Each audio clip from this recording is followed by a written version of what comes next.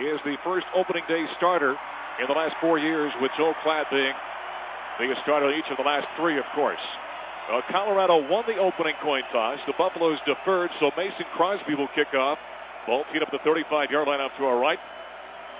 And remember, the tee is an inch lower. It's now 1 inch instead of 2. And the other new rule, the clock will start as soon as he kicks the ball. Yeah, we'll keep tabs on that today and see how much time that burns off of this game. College football trying to shorten the contests. Kramer said he didn't work on kickoffs all week. Said that's useless. Jefferson, along with Lewis, back to return. Crosby puts the foot to it. It is high at end over end. Jefferson back to about 8 yards deep in the end zone, and so much for that shorter tee. Another touchback for the 111th time in 158 career kickoffs for Mason Crosby. It's a touchback. Hawk said you can put it 6 inches deep at the 35-yard line. He'd still kick it over the end zone. Let Mason take a divot. What a leg on Mason Crosby. Talking with Chris Atterbury, the play-by-play guy from Montana State, he was saying, I've never seen a kicker with this kind of reputation or notoriety. Oh, Mark, we'll keep track of it a little bit. It's taken 5 seconds off the clock. So Corey Carpenter, and they start the clock as it's spotted. Slot right formation, first down at 10 for the 20-yard line for Montana State. Carpenter retreats, sets, throw over the middle, and it is in and out of the hands of the intended receiver, Bostic, the tight end. Little drag over the middle. There the coverage was the All-America candidate, Thaddeus Washington for the Buffaloes. Buffs defensively, Lucas and right the ends. Brandon Nicholas, the Notre Dame transfer, and George Hippolyte, the sophomore from Los Angeles, interiorly on the defensive front. Washington, Dizon, and Jones, the linebackers. Sims and Wheatley at the corners. Burney and Billingsley are the safeties. Second down at 10 for the 20. Tight trips to the right side. One running back is Groves. Carpenter gives on the end around. Jefferson gets around the end, running at the 25, 30-yard line. Flag is thrown. There's a hold on it. Burney finally knocks him down as he rumbles out, does Groves, across the 33 to the 34-yard line. And this one will be coming back. Well, Montana State comes out showing that they're going to do some different things against the Buffaloes with that end around, and that was indeed wide open, but as you said, there was a hold on the play. Colorado wants to be aggressive, and that's a way a team can take advantage of that aggressiveness. We've got 14:37 to play in this opening quarter. Clete Blakeman is holding. The referee. Offense, number 91. 10-yard penalty. Repeat, second down. That's Joe Schreibeis. He's a redshirt freshman, tight end from Billings, Montana, and he'll see quite a bit of time with Elliot Barnhart out, backing up Brandon Bostic at tight end for Montana State. 5 wide receiver formation now. 3 right, 2 left on second down and 20 from the 10. Empty backfield behind Carpenter out of the shotgun. The quarterback calls for the ball, takes it chest high. Swings it right side, hit as he throws, and the pass is incomplete. Nice job defensively for the Buffs. Getting through was George Hippolyte, putting a knock on Corey Carpenter as he delivered the ball, and it just fluttered incomplete. Boy, that's the kind of thing that Colorado's defense wants to do. Coach Collins, the defensive coordinator, said, we're going to play a lot of button-down man-to-man in the secondary, and that means you got to get pressure up front. And that was good pressure. You know, you talk about Joel Klatt not starting. This is the first time in 4 years that Travis Lulay hasn't been under center for Montana State. He passed for more than 10,000 yards in his career. Third down and 20. The Bobcats 46% on third down last year. Setting up Carpenter out of the shotgun. Delivers right side. Pirouetting as Groves makes the catch at the 15 down the right hash mark. Squirts forward across the 17 to the 18. He's held down there by Jordan Dizon. A gain of 8 yards. That brings up fourth down and long. And speaking of the absence of Travis Lulay, he'll be missed at quarterback and at punter. He was the main punter for the Bobcats a year ago as well. And out to punt is Jack Rolovich. Now Ryan Force, who is a safety defensively, punted a couple of times a year ago. They had him listed number 1 on the depth chart, but Rolovich, the backup quarterback from Novato, California, is out to kick this one away. He stands at the 4-yard line off to our left. He transferred from Hawaii. Stephon Robinson set to return at the 44-yard line off to our right for the Buffaloes. Scoreless here, 13.5 to play in this opening quarter. There's a snap. Taken, roll punt to the right. Rolovich puts the foot to it. Bad punt. Rolls upfield. It bounces around. Gets away from Stephon Robinson, and he knocks it out of bounds to the far side, right around the 41 or 42-yard line. Still good field position. Ends up being a good punt of 41 yards by distance. Not a great punt by execution, but it gets out of bounds. And so the Buffs have it first down and 10 from their own 42-yard line, scoreless here early first quarter. Mark, you know, you and I have talked about this, and I'm anxious to see these special teams. Coaches always say, well, you know, special teams is 1/3 of the game, and that's why it's important. Well, Hawk really believes that. They practice about 1/3 of the time on special teams. So here comes the fifth-year senior James Coxon at quarterback. It is his team now. 1st and 10 for the 42-yard line, moving right to left, ball right hash mark. Backs in the eye. Cox play fake, sets it to the 35, whips it down the right sideline. Patrick Williams to catch at the 35-30. Foot race 20, 15. He's knocked out of bounds to the far side by Ryan Force. And a big play to start the season for the Colorado Buffaloes on offense as they pick up a first down. A gain of 42 yards as Cox hooks up with Patrick Williams for the big play. Welcome to Hawk football. He likes to stretch the field. He likes to go over the top. And Cox laid it in there beautifully to Williams down that sideline. Williams, 28 catches for 241 yards. No touchdowns a year ago. His long and his young career is 27 yards, so he sets one of the first reception of the 2006 campaign. Dusty Sprague goes wide right. Slot left formation. One running back behind Cox, who sets up under center. 1st and 10 for the 16. Cox retreats, swing pass right side. Pass is caught running across the 15 is Byron Ellis, and he nosedives his way down to the 10-yard line where he's hauled down there by linebacker Bobby Daly, a gain of 6 yards. Now, you wonder maybe why Byron Ellis is in there this early in the game. There is no starter. Charles, Holiday, Ellis, those are the three guys that will rotate in and out of there. And Coach Hawkins has packages. And for a play, he might select the two best receivers and best running back for that particular package. Now it's Mel Holiday on 2nd down. Give to the back. He breaks out of one tackle, steps over the top of a fallen defender, and is able to high-step his way down inside to the 6-yard line, a gain of 5. That's the first down. Clive Lowe, the linebacker for the Bobcats, on the stop. And it's first down and goal to go for the Buffaloes. I've been most impressed with Mel Holiday. They thought that he would be able to play last year, and the NCAA said no, he had to sit out the year. He's got one more year to go, and the youngster from Omaha has really had a fine August.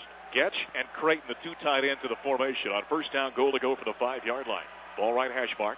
Mel Holiday, the tailback. Cox turns, hands off Holiday. Left side finds a bit of a seam, able to turn himself sideways and step through it, and he snakes his way down inside the 5 to the 4-yard line. Bobby Daly is there to clean him up and bring him down after a short 2-yard gain. Now, Holiday's quite a story. Started out at a junior college. He's an Omaha, Nebraska native. Then signed with Nebraska. Was actually enrolled in classes. Right. Did not attend a practice, however. And then decided to transfer to Colorado. Thought he would play a year ago. And was told no, he had to sit out. And he persevered. Frank Solich brought him there, and then Bill Callahan decided didn't want him. 2nd down and goal to go from about 3.5 yards out. Creighton, the motion man, back to the offset eye. Tail of the tandem is Holiday. Play fake. Cox boots out to the right. Under duress. Eludes one man. Second group of defenders comes in and holds him down. A loss back to about the 7, almost the 8-yard line. Marcosis LeBlanc, the field side safety. A loss of 4 yards. He makes the tackle. He knows Dan Hawkins. He was actually at Boise State, then transferred to Montana State. They have a bunch of transfers on this team. A lot from Arizona, a couple from UNLV, UTEP. But what happened on that play, there were just too many people there. They didn't block. Hawk will let them know that. So 3rd down and goal to go now for the 7, and Montana State calls a timeout. We've got 10:48 to play in the opening quarter of the first game of the 2006 season. The Dan Hawkins era underway. The Buffs have marched downfield. They're threatening. We've got a timeout on the field. We'll take a break as well. Scoreless here at Folsom Field on the Colorado Football Network. CU Buffs, News Radio 850 KOA. When you need power, payload, and performance, there's only one truck that delivers time and time again. Ford F-Series, America's best-selling truck for 29 years. Right now, get great deals on F-Series, like 0% financing on a new 2006 F-150 Super Crew, or up to $5,000 cash back on Super Cab, plus huge cash back on 2006 Super Duty models. And get the security of a 5-year, 60,000-mile powertrain extended service plan on all 2006 models. That's a small price to pay for a truck that out-tows and out-hauls every truck in its class. Ford F-Series, only at your Rocky Mountain Ford stores. Not all buyers will qualify for Ford Credit financing. Cashback varies by model and includes Ford Credit Bonus Cash only available when financed through Ford Credit. For APR, cashback, and or Ford Credit Bonus Cash and the Powertrain Extended Service Plan, take new retail delivery from dealer stock by 8/31/06. See dealer for complete details. Buffs football, News Radio 850 KOA. Ball at the 7-yard line now. Colorado with a 3rd down and goal to go after the loss of a couple. Missed block in the line, and the defender gets through on Cox, forces him to the outside, where they were able to get to him and make the stop. So let's see what Cox can do under pressure here on a 3rd down situation. Your guests deserve warm, delicious Qdoba food at your next football party. Try Q2Go from Qdoba Mexican Grill. It's fresh, it's fast, and always a winner. What are you going to love at Qdoba? We've got 10:48 to play in this opening quarter. Big play of this drive was a 54-yard reception. I beg your pardon, a 44-yard reception. First play by Patrick Williams from James Cox. Williams goes wide right. That's the boundary side of the formation. Alvin Barnett wide left. Back to the eye. Hugh Charles, the tail of the tandem. 3rd down and goal to go for the 7-yard line. Tight end to the left is Greer. Cox under center, the snap. Turns, play fake, sets up, throws over the middle, falling down, spinning, and coming up empty. Now that reception attempt was Ryan Greer, the redshirt freshman from Grand Junction from Fruita Monument. It was thrown a bit behind him. Marcoses LeBlanc was there in the coverage, but the ball thrown just a bit behind him. The big fella had to kind of spin and reach back for it, could not come up with it. Yeah, but he should have. You got to make that catch in the end zone, Mark. Young guy, and I'll excuse him for that, but he came in with a great reputation. Redshirted last year, but he should have made that catch. Now here comes Mason Crosby. You don't worry about Crosby. You don't worry about Nick Holtz, the holder. But a new snapper out there is Justin Drescher, a freshman, puts it right on the money. And the kick from the 14-yard line is up and good. A 24-yard field goal, just a chip shot for Mason Crosby. And the Buffaloes strike first after getting down inside the 5. They come up empty with a touchdown, but it's a 3-point game. Colorado with the field goal from Mason Crosby with 10:39 to play in quarter number 1. Buffs lead the Bobcats on the Colorado Football Network. Colorado Buffaloes football. News Radio 850 KOA. What you got there? This new chocolate phone is so addictive. I can see why. Introducing the ultra sleek, extra slim, utterly sexy new chocolate by LG. Part phone, part MP3 player, totally sweet. Exclusively from Verizon Wireless. The chocolate phone can download and play all my favorite tunes. Talent. With looks to match. Yep. With its deliciously chic design, video camera, and MP3 player, chocolate's the phone everyone is craving. Did I mention it also puts me on America's most reliable wireless network? That chocolate's making my mouth water. Hey, get your own. Everybody loves chocolate. Exclusively from Verizon Wireless. Go to a Verizon Wireless Communications store or Circuit City or call 1-800-2-JOIN-IN. That's 1-800-2-JOIN-IN. There's only one reason to choose a wireless company. It's an hour. Call 1-800-2-JOIN-IN. CU Buffs, News Radio 850 KOA. We're back at Folsom Field as this season is kicking off, and Mason Crosby, who will turn 22 years old tomorrow, already holds 12 CU records. Now he holds 13. That is the most points by a kicker. He needed one to go ahead of Jeremy Aldridge. They came into the game each with 231 kicking points, and now Mason Crosby has 234, and he will just continue to move that record further and further. The field goal also gives him 48 for his career. That ties him with Aldridge for the most field goals made, and if he kicks one more today, he now will hold that record, and the number will go to 14. Last year, it seemed like every game Joe Platt was setting a new record. This year, it's going to be Mason Crosby. Isn't that amazing? Platt holds 44 records for Colorado. Lewis and Jefferson back to return for the Bobcats. Deep kick, not terribly deep, not Mason Crosby type deep, about 3 or 4 yards deep into the end zone. Jefferson, the catch, puts the knee down for the touchback. And so the Bobcats will have it 1st and 10 from the 20-yard line. The drive information for the Buffaloes, 7 plays, 52 yards, 2:40 the time of possession. 10:39 of the first, the time of the score, 24-yard field goal by Mason Crosby. And it is 3-0 in favor of the Colorado Buffaloes.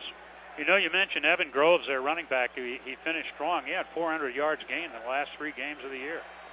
Yeah, they used a number of different guys because of injury. He was called into service late a year ago and really played well. 1st and 10 for the 20. Ball center of the field, moving left to right. Carpenter drops, throws right side, in and out of the hands of the intended receiver. That was Deion Tolliver. He's a junior from Long Beach, California. Kind of reached up with just one hand instead of two. Thaddeus Washington. He might have heard Thad coming up from behind and got the alligator arms and dropped that one incomplete. Thaddeus on the Nagurski list, the Butkus list, the Lombardi list, preseason All Big 12 and preseason All-American.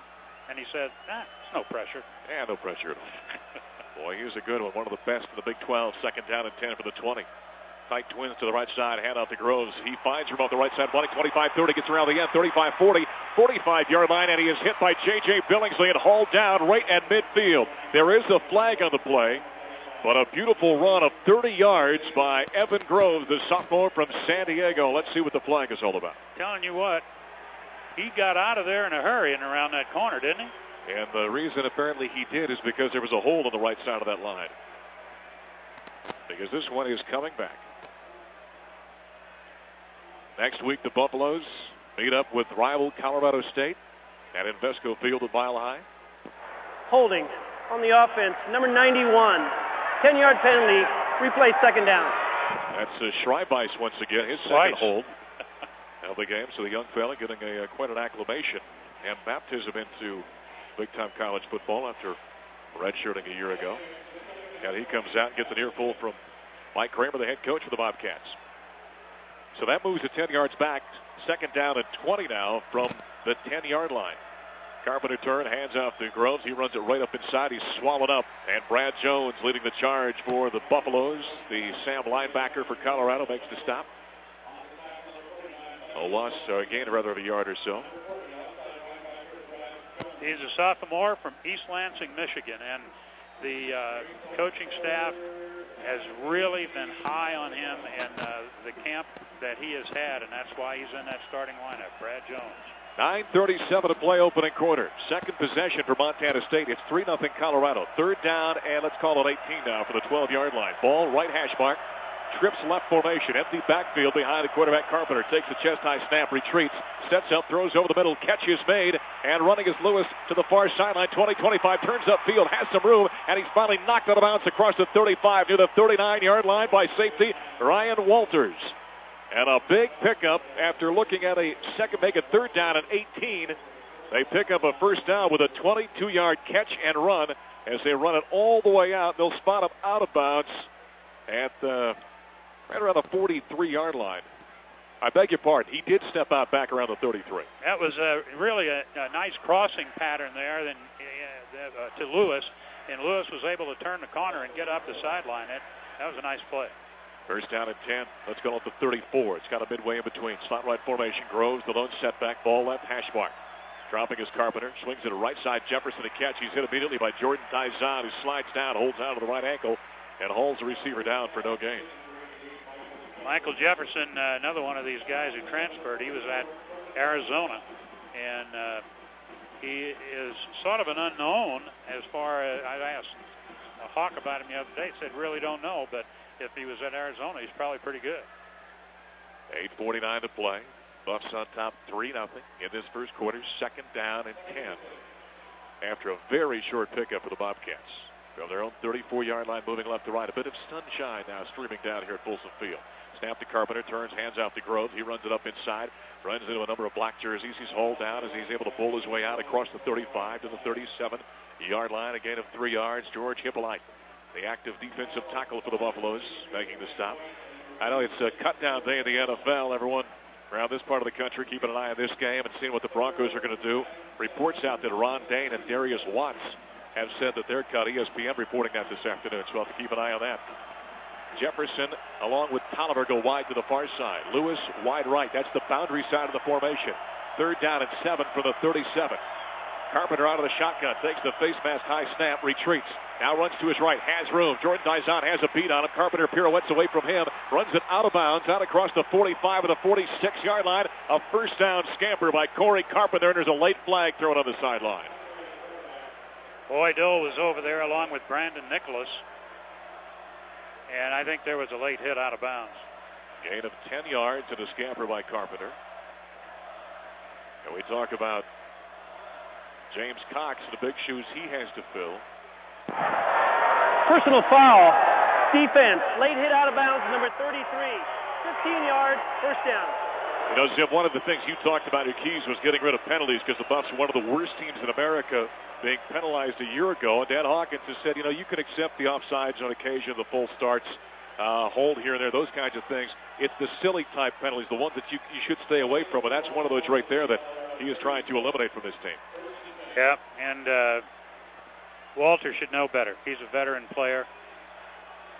So with the penalty, the ball is moved all the way to the Buffalo's 37-yard line. First down and 10 now. Ball on the 37, the right hash mark. Groves the lone setback. Carpenter pitch, sweeping left side is Groves. Gets a nice block. Gets away from Washington. Darts his way forward, and finally Walters is there to hold him down as he picked up a first down, but there is another flag in the play. I think a little bit of face mask might have been hauled in there as Ryan Walters brought the ball carrier down from Montana State. Terry Washington, I think, got a piece, as I mentioned. He went by Washington. I think Washington got a piece of the face mask. Face mask on the defense. 5 yards. First down. Well, that's not going to make Coach Hawkins happy, I'll tell you, because that's one of the things he has stressed so hard. And, by the way, Boydo was taken out of the game, and I'm sure he got a lecture on the sideline for what he did on the other side.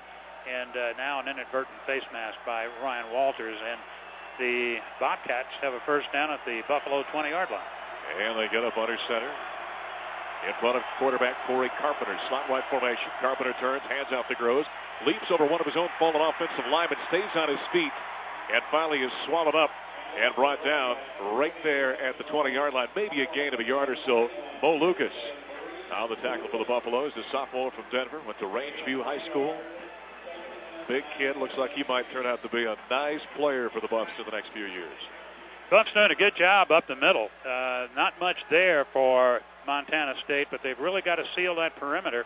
Carpenter had the good run out there on the bootleg, and Groves has been able to get outside. Jefferson on the end around.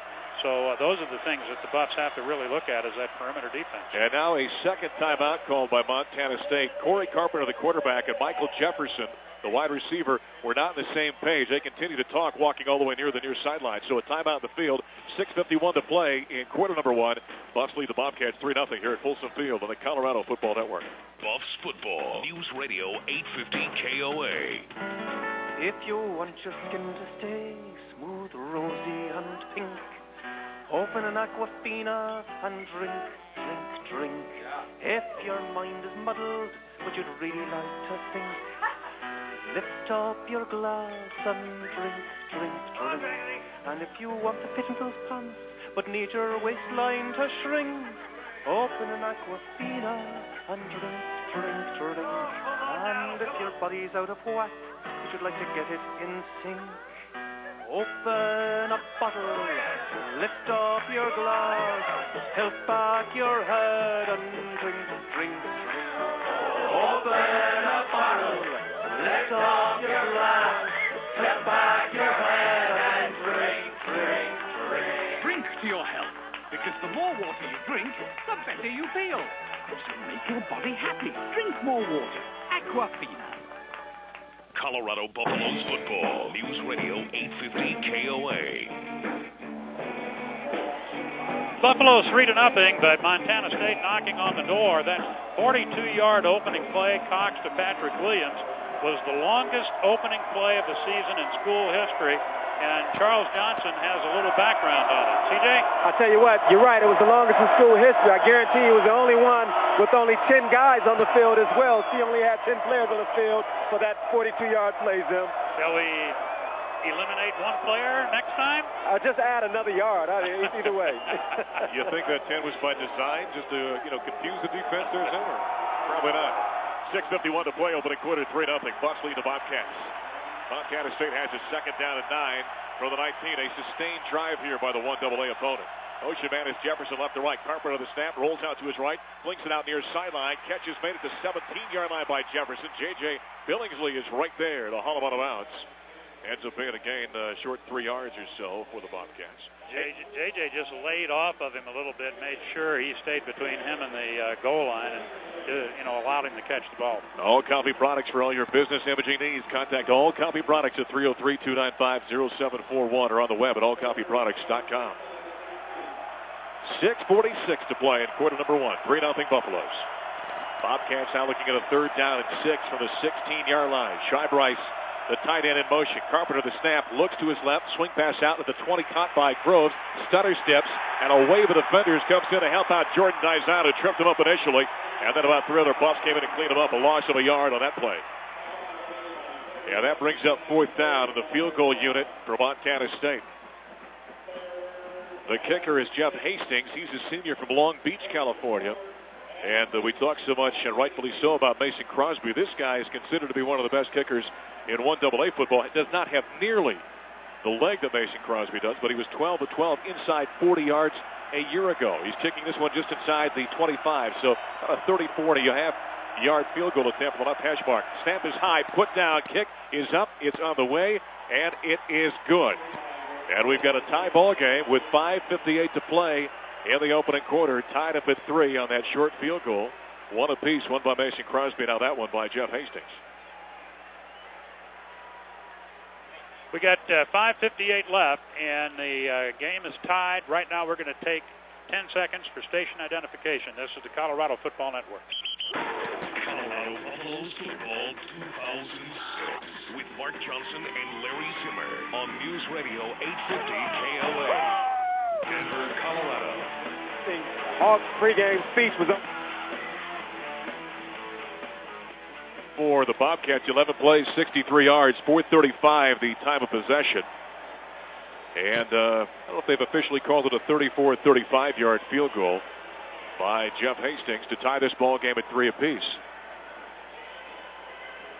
And right now, Buffs fans might be a little bit stunned the way that Colorado marched down the field on the opening drive and were inside the 5-yard line, couldn't find the end zone. And then, conversely, the Bobcats, on their second possession, then picked up big chunks of yardage and were able to matriculate their way downfield and tie this ball game up at 3. Okay, Hank Stram. Got to drop matriculate in at least once a season, I think, don't you? I will mention, I was watching the other night, and when the streamer came off over the bottom on ESPN, and it said Arizona State, Northern Arizona, 14-14 in the early in the third quarter. Arizona State, I think, won 45-14. This happens. The problem with the Division I AA school, they don't have the depth. Kickoff by Montana State. It is high, end over end, and it bounces at the 10, taken at the 8-yard line by Stephon Robinson. Runs to his left, and he's swarmed at the 13 and hauled down. If Stephon, well, it would have been a bit of a gamble. I was going to say if he let that one go, it might have gone out of bounds, but that you're dealing with an egg-shaped football, maybe not. Jeff Price on the tackle, a 5-yard return. Let's go to the sidelines now to Charles Johnson. Hey, guys, look, I know everyone was anticipating the Dan Hawkins era, and certainly in the locker room, everyone was hyped up. He came in and gave a pregame speech, guys. Only about 15 seconds did it take for Dan Hawkins to deliver that speech. It was spirited, but it was brief. Back up to you guys. All right, CJ. Buffalo's with it. First down and 10 for their own 13. All right hash mark, moving from right to left. Slot left formation, 2 tight ends out there for CU. Cox under center, long cadence, turns, hands off to the tailback. Byron Ellis, left side, bounces off of Brian Daniels, and is still on his feet. I beg your pardon, it's not Ellis, it's Holiday. It's 37 as he's able to, on second effort, push his way out to the 20-yard line. A gain of 7, almost 8 yards. While the running back for the Buffaloes, Marcosis LeBlanc on the tackle, the safety for Montana State. And the last 3 yards, he was sort of crawling along the ground, without his knees, of course. But he did a nice job of adding more yards after he was hit. Holiday out. Hugh Charles now in at tailback for Colorado. Second down at 7 from the 20-yard line. Slot right formation. James Cox under center. The snap turns, hands off to Charles. He's hit in the backfield. And nice penetration defensively by Epi Copo King, the linebacker from Dallas, Oregon. A gain of only a yard. Epi Copo, a junior, 6 foot, 212 yards. From now on, we'll call him Epi. Be much easier. Hugh Charles out. Byron Ellis comes back in as the tailback. 4.5 to play in this opening quarter. Tied up at 3. Season opener for the Buffaloes and the beginning of a new era as Dan Hawkins takes over as head coach for Colorado.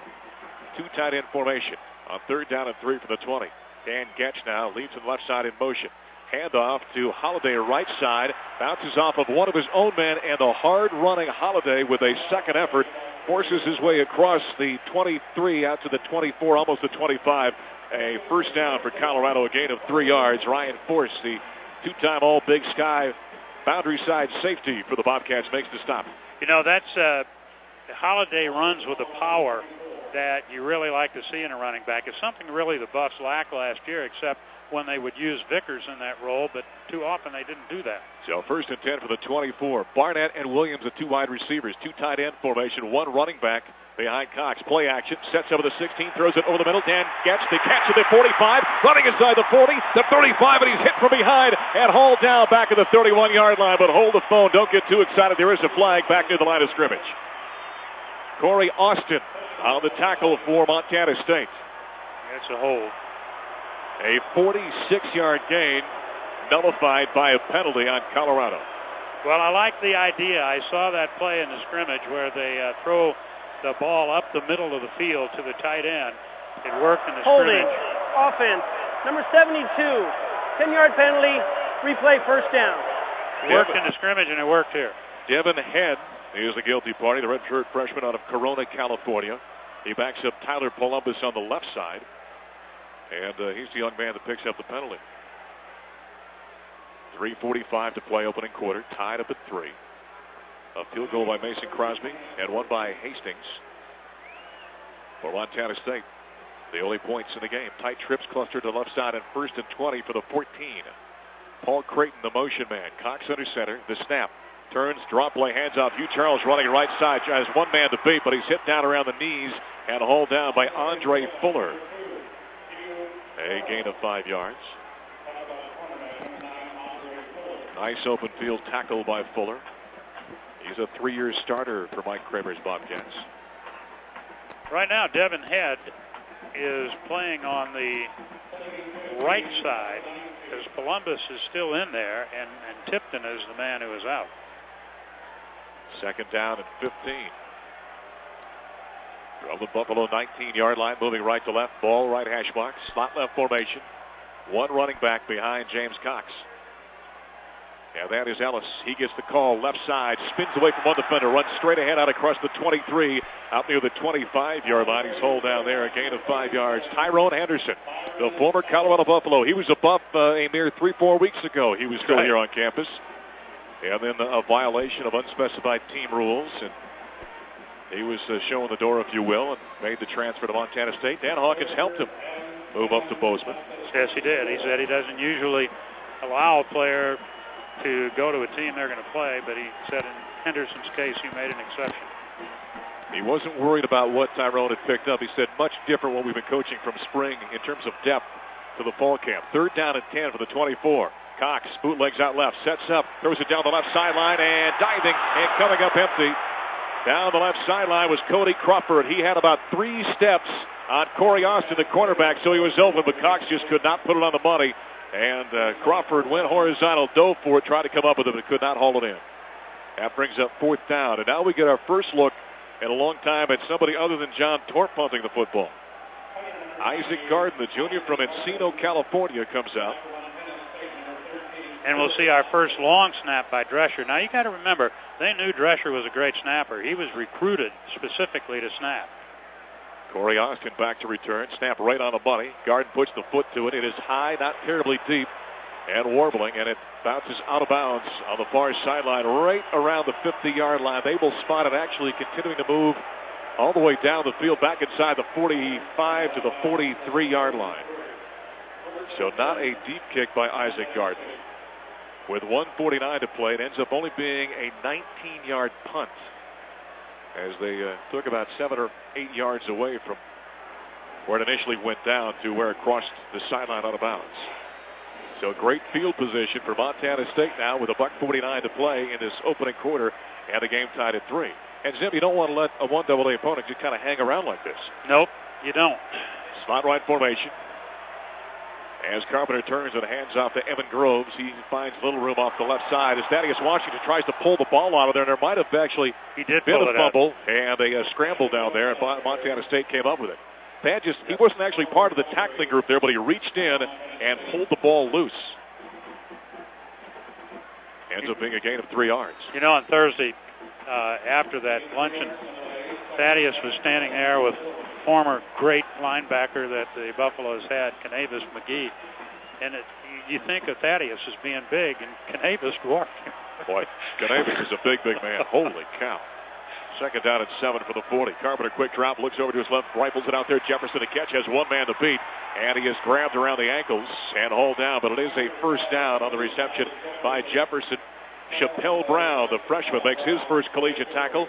Freshman from La Puente, California, 5'8", 165. They think he could be a real nice player down the road for the Buffaloes. He backs up Lorenzo Sims in the left quarterback spot, a gain of 12 yards for the Bobcats. Yeah, he's going to be a good one, and also the linebacker, Michael Cipolli, they really like him. These guys are not going to have a red shirt. They're going to play. First down and 10 now for the Buffalo 28-yard line. Multiple shift as coming from left to right is Tolliver and Jefferson. So a trips right formation. Ball on the left hash mark. Groves alone setback. Play action. Carpenter sets up. Has time. Rifles it right side. Jefferson a catch of the 22 in front of Marcus Burton, the linebacker. Tried to make a move around the sophomore, but lost his footing and went down to Jefferson. So it ends up being a gain of 6 yards for Montana State. I think you're seeing something if you're a Montana State fan, that Jefferson's going to be a go-to guy. I mentioned that he came from Arizona. Didn't know a lot about him. If you look at what they had returning at wide receiver, I think they had a total of 3 passes caught from last year. All of their wide receivers are gone. So Coach Kramer had to sort of rebuild that. And Jefferson looks like he's going to be the real deal. And that brings us to the end of quarter number 1. Rather surprisingly, the Buffaloes in Bobcats tied at 3 after the first period here at Folsom Field. We'll switch ends, take a timeout, and come back for more here on the Colorado Football Network. Colorado Buffaloes football. News Radio 850 KOA.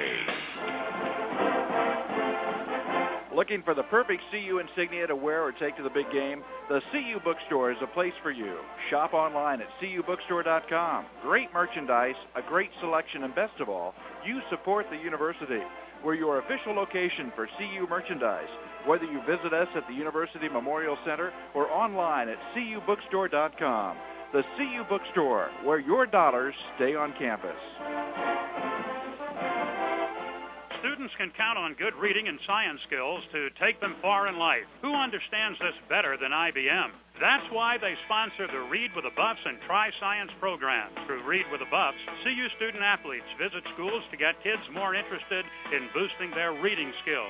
Parents, you can get involved with your child's education and help ignite their creativity by visiting tryscience.org at home.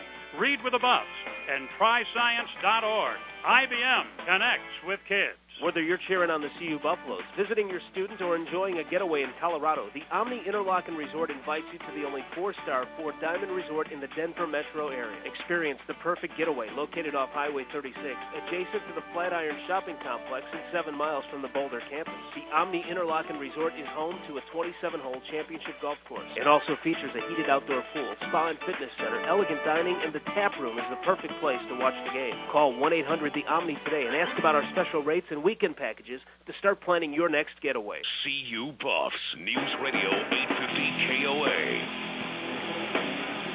Larry Zimmer along with Mark Johnson and Charles Johnson, MJ and CJ and LZ here at Folsom Field. 3-3 the score after the first quarter of the season.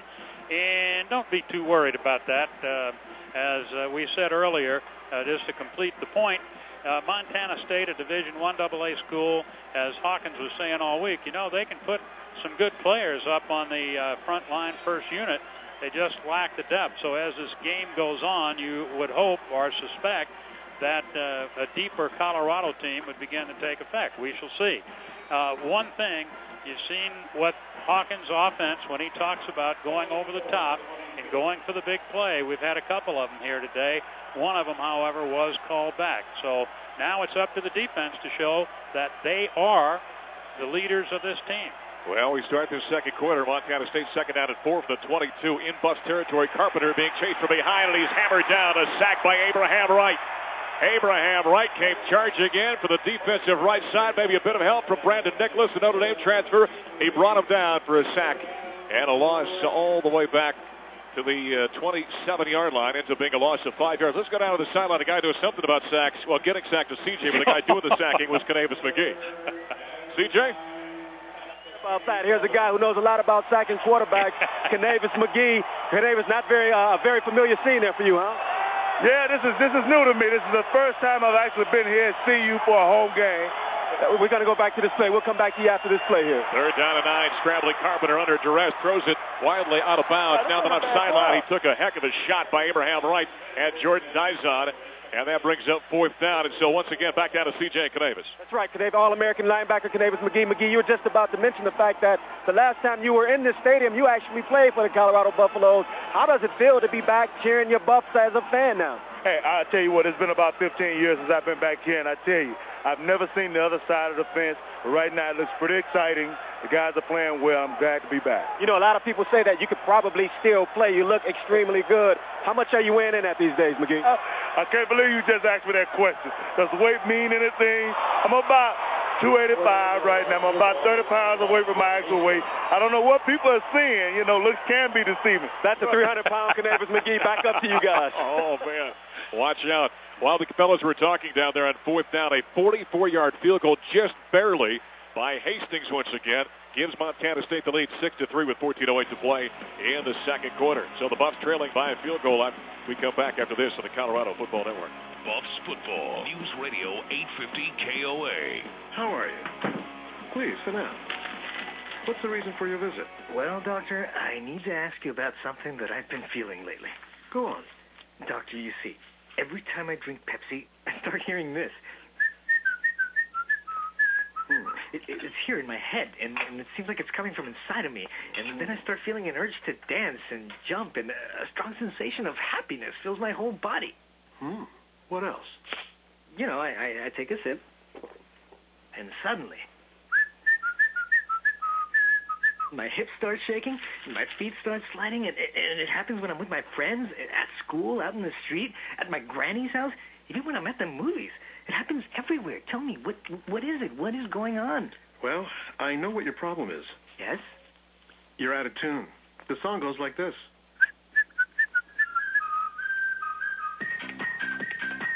Pepsi. It's the cola.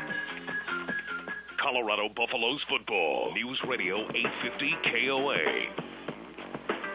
The Buffs and Bobcats, 6-3 Bobcats now. Colorado with their 3rd possession of the game coming up. And see if they can get rid of those penalties. Penalties, they're one of the keys to the game. I said play intelligent. They wanted to get rid of that. Thought they had solved some of those things in preseason. We shall see if they did. Today's game broadcast is brought to you by Pepsi. It's the cola. You know, talking about Kanavis McGee, Kanavis is going to spend the fall here in Colorado. He was a high school coach down in Houston. Now he's a coach of the Amsterdam Admirals in NFL Europe. Fisher kicks off for Montana State as the Bobcats have lead. Stephon Robinson takes at the 8-yard line, running straight ahead 10-15. Drops the shoulders, bulldozes his way out across the 22, all the way up to the 25, making the 26-yard line before Will Claggett is there to hold him down. So the Buffs have it 1st down and 10 after that 24-yard return by Stephon Robinson. They'll mark him down at the 26-yard line. 6-3. Bobcats with the lead 1 minute into quarter number 2. Drive information on that last scoring drive by the Bobcats. 6 plays, 16 yards, 2:41 the time of possession. 14:08 of the second, the time of the score. 44-yard field goal by Hastings to make it 6-3. Buffs now 1st and 10 for their own 26. Marching left to right, back to the offset eye. Holiday, the tail of the tandem, gets the call. Counter left side, running at the 30, and he submarines forward out to the 32, almost the 33-yard line. Was Mel Holiday, Ipakopo, King with the tackle, the linebacker for the Bobcats, a gain of 7 yards. Well, a harbinger of things to come in Colorado's future. 15th ranked Georgia, 48. Western Kentucky, 12. That's a final. And you don't have to see those Longhorns unless it's in the first week of December. 56-7. Number 3 Texas beat North Texas today. 2nd down and 4 from the 32. Handoff again to Holiday, and he was nearly taken down back at the 32-yard line and got a dog walked it out across the 35 up near the 36, very close to the 1st down. We'll see where they mark this. Marcosis LeBlanc on the tackle. He just continued to crawl on both feet and one hand with the ball under his right elbow. Picked up the 1st down by inches. So a new set of downs for Colorado. Along with Larry Zimmer, Ben Vanek, our statistician, former Buff, and our spotter, Ryan Johanningmeyer, the Wizard Kenny Danon on the controls. Alan Jackson is our producer here on site. CJ, of course, down on the sidelines. Blake Olson back in the studio. We thank you for joining us here this afternoon. Opening day of college football. 1st and 10 from the 36. Cox pitches right side to Hugh Charles. Pitch on the reverse to Stephon Robinson. Running to his left. Cuts upfield at the 35 out across the 40-yard line. And he is hammered down at the 42-yard line. Making the stop, Aaron Papich. Big defensive tackle for the Bobcats. Gain of 6 yards. That play looked like it could go a long way, but they cut off the corner, Mark. Andre Fuller, the cornerback, went up there and made Stephon turn inside. And even though he gained some yardage, it wasn't the big gain that they had hoped for. Jim, this defense has led the Big Sky in total defense and yardage each of the last 2 years. 2nd down and 4 for the 42. Hand off to Holiday, cuts inside a block, steamrolls his way out across the 50, penetrates Bobcat territory as he's hauled down at the 49-yard line before Corey Austin is there to bring him down for the Bobcats with a first yard, a gain of 9 yards on the scamper there by Mel Holiday. I think you're seeing what Mel Holiday can do, Mark. You remember when we were watching the scrimmages last year, he was probably the most effective back out there, and then, of course, he was declared that he couldn't play. I think you're going to see a lot of Mel Holiday, and to be able to move him and Charles, like Charles in there right now, I think is a good deal. 7 carries for 35 yards. 1st and 10 for the 49. Inside Bobcat territory. Buffs moving left to right. Play action. Cox sets up. Whips it down the left sideline. Elvin Barnett bounces off the defender trying to separate himself, and the ball is thrown behind him a little bit short as Barnett pushed off when Corey Austin. Pass is incomplete. And that makes it 2nd down and 10 now for Colorado. And there is a flag thrown here on the near sideline. The play went down the left side of the field. The flag is lying at the 32-yard line on the near sideline, or just inside the sideline. I thought Barnett sort of got his feet tangled up in there, too, on that collision. Patrick Williams is indicating it's against Montana State, and here comes the call. Personal foul. Defense, number 9. Hands to the face. 15 yards, automatic first down. That's Andre Fuller, a 4-year starter, including this ball game here today, making that mistake and costing the Bobcats. But I was going to say, Zim, about this defense, one thing I've been impressed with Montana State, you mentioned at the 1A level you get good athletes, but the depth is not there. I'm impressed with the speed so far. Speed, exactly right. You know, we might mention, too, the defensive coordinator is Rob Christoph. And if that name is familiar to Colorado fans, he's the son of A.J. Christoph, who was Rick Neuheisel's defensive coordinator, and he also was Rob was a grad assistant here in 97 and 98. He was here coaching when our partner here, Ron Johanningmeyer, was playing. 1st down and 10. Play action. Cox sets up, rifles it over the middle. Patrick Williams in the end zone, dives down, comes up with a football. No, he did not. He dove just in front of 2 defenders. Both Marcosis LeBlanc and Andre Fuller were out there. And Patrick went down and rolled in the end zone and could not hold on to it. Incomplete pass. 11:38 to play in the first half. 6-3, Bobcats lead the Buffaloes. Cox threw that one in there just a little bit too low. Well, not really. Yeah, that ball was right there on the shoulder. Williams should have made that catch. That was a nice pass, and Cox is showing that he's got the arm. 2nd down and 10 from the Bobcats 34. Handoff, Mel Holiday, right side, gets a nice block. Has to leap over the top of one man, stays on his feet. He's hammered by a second defender. Still on his feet as he rumbles down inside the 27, down to the 26-yard line. And Mel Holiday, for Buffs fans who did not know him, he is gaining one fan after another after every single carry. A rough and tumble 8-yard pickup. The tackle eventually by linebacker Bobby Day for the Bobcats. Who does he remind you of, Mark? And you remember him. It was your first year. Well, he's got a little Lawrence Vickers in him, I think. He's got a little Purify in him, Oh, too. yeah, Bobby Purify. Yeah. I can see that. 3rd down and 1 for the 25, and a sneak up inside by James Cox. And that's a first down for the Buffaloes. Inside 11 to play. I just like his physical mentality. I mean, I think he's got, like I said, a little Lawrence Vickers in him, just the way he just kind of squares up and isn't afraid to hit anybody. Not quite as big as either one of them, but no. he's a little fire plug. I tell you, you see him with his shoulder pads and jersey off, he has got a great upper body. He really worked on the weights. 5'8", 205. Very north and south runner is Mel Holiday. 1st down and 10 now for the Bobcats 23. Cox play action, sets at the 30, has all kinds of time. Now delivers out safety valve through the hands of Holiday out in the left flat. Got to catch the ball, Mel. It was right there on the mitts. And Mel kind of slaps his own helmet and apologizes to James Cox. Cox, he and I talked the other day about trying to be a leader at quarterback. He said, I'm really trying to exert myself. He goes on over and gives a high five to Mel Holiday and says, that's all right, we'll get another chance. Will Claggett on the coverage. Will Claggett played earlier in his long career at Cal Davis, where Hawkins came from. That career took him to Butte Junior College and now to Montana State. Second down and 10 for the 23. Motion man Patrick Williams. Cox turns, hands off to Hugh Charles. Left side has a big hole. Williams downfield with a block. Hugh doesn't use it and tries to run outside the block, and he's run out of bounds on the far side by Corey Austin, the cornerback. Williams got a shoulder pad on Austin, and if Hugh might have cut inside of that block instead of trying to run around it, he might have had a touchdown, a gain of 13 yards. Let's quickly pause 10 seconds now for station identification here on the Colorado Football Network. Colorado Buffaloes Football 2006 with Mark Johnson and Larry Zimmer on News Radio 850 KLA. Denver, Colorado. We've got 10:29 to play in the first half, 6-3. Bobcats lead the Buffaloes. Bust first down and goal to go for the 9-yard line. Handoff on the end around. Patrick Williams has a blocker in front of him. Runs to the near sideline at the 5, and he's knocked out of bounds as he dives to the pylon of the corner. Just shy of the goal line by about a yard.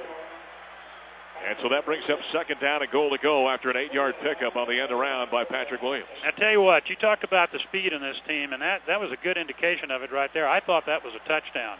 And Corey Austin got over there to turn it inside a little bit, and Marcoses LeBlanc was there, so was Andre Fuller. That secondary can really get up and move for Montana State. Bobby Daly, their middle linebacker, also has some speed. Eldon Barnett goes wide left now. It's second down and goal to go for the 2. A big push up inside as the Buffs try to sneak it up to the goal line. There continues to be a push, no indication from the officials. And now they go in and try and peel away at the pile, and apparently the Buffs did not get in. Tell you what, old Cox just climbed up on top of Mark Fenton and Sanders and Daniels, and they just pushed ahead. Mark Fenton, a senior from Inglewood, California, 6'4", 295, preseason All-America first-teamer, Remington Award candidate. And the nose of the ball is virtually on the goal line. Third down, goal to go for the 1. 9:45 to play in the first half. Buffs trailing by a field goal. Cox, quarterback sneak, dives on top of Fenton to the goal line. No indication. Big pile up on the goal line. The Buffaloes are indicating touchdown, and so far not one official has indicated anything. The crew comes in, is peeling away players to try and get to the football to figure out where it is. There was a whale of a push up front. Now the signal. Touchdown, Colorado. It took a long time, but once they got down and found that golden nugget down at the bottom of the pile, they found out that the Buffaloes had found the end zone for the first time in 2006. So with 9:20 to play in the first half, Colorado now leads at 9-6, pending the extra point by Mason Crosby. Hey, Charles, that sort of looked like that fifth down play when you were down on the bottom of that pile, didn't it? Hey, I guarantee you, he was a lot further across the goal line than I was. What do you mean you never crossed the goal line? Hey, Mark, watch out. So Mason Crosby trying to tack on the extra point. He became the all-time kicking scoring leader with his field goal back in the first quarter. There's a snap. Nick Holtz puts it down. Crosby the kick. It's up, and it is good. 9:20 to play. Second quarter here at Folsom Field. Colorado's offense starting to come around. 10-6. Buffs lead the Bobcats here at the Colorado Football Network. CU Buffs, News Radio 850 KOA. Attention contact lens wearers. Did you know that approximately 1 out of 20 people who wear contact lenses develop serious complications that are often sight-threatening? If you would like to get rid of your glasses or contacts but aren't sure about LASIK being safe or affordable, Bayer Laser Center has some new information for you. Bayer Laser Center has just released a new LASIK DVD called Candid Answers About LASIK. It gives you patient interviews, shows you an actual LASIK procedure, and answers questions like, is it safe? Will it hurt? What are the risks? Is it affordable? And how do you choose the best surgeon? Call Bayer Laser Center at 303-499-2020 today, and we'll send you a copy of this free DVD. If you'd like, you can schedule a free consultation with Dr. Bayer. Ask about our low-interest financing or utilizing your Flex account. Call Bayer Laser Center at 303-499-2020 or visit us at www.bouldereyes.com. That number again is 303-499-2020. Buffs football, News Radio 850 KOA. Colorado Buffaloes on top, 10-6 here at Folsom Field. That was a 74-yard drive and 12 plays, took 4:48 off the clock. Cox going in from the 1-yard line. That's his first collegiate touchdown, by the way. And as we keep up with the Mason Crosby watch, Mason, as far as points after, you remember last year, he was 31 of 31. And so that's 32 in a row. And Mason, as far as PATs, he now has 91. And the record is held by Neil Voskerichian, which is 95. So Mason's 5 extra points away from yet another Colorado record. And I think he's got a future kicking footballs. I think he does. He might do all right for himself. 22 years old tomorrow. Yeah, remember his birthday a year ago was that game winner with 4 seconds left against Colorado State last season.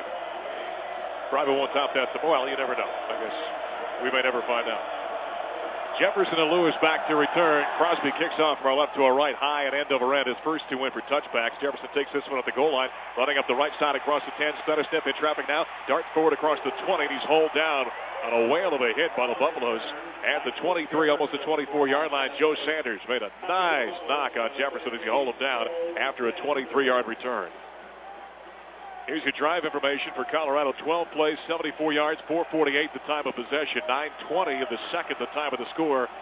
A 1-yard delayed sneak by James Cox, and then the extra point by Mason Crosby. It took a long time for the officials to figure out if he was in the end zone or not. First down at 10 for the 23 now for Montana State as they move from right to left. Here's that new rule. The clock starts already, not on the snap. Carpenter under center, tight end to the right, slot left formation. Ball right hash mark. Carpenter turns, play action, sets up, steps to his left, rifles it over the middle, and it is incomplete. He threw that right at the receiver, Tolliver, dragging over the middle, and I'm not sure Tolliver even reached for it. Almost looked like it bounced off his body. Terrence Wheatley on the coverage for the Buffalo's incomplete pass. Yeah, that's part of the problem with Tolliver on that.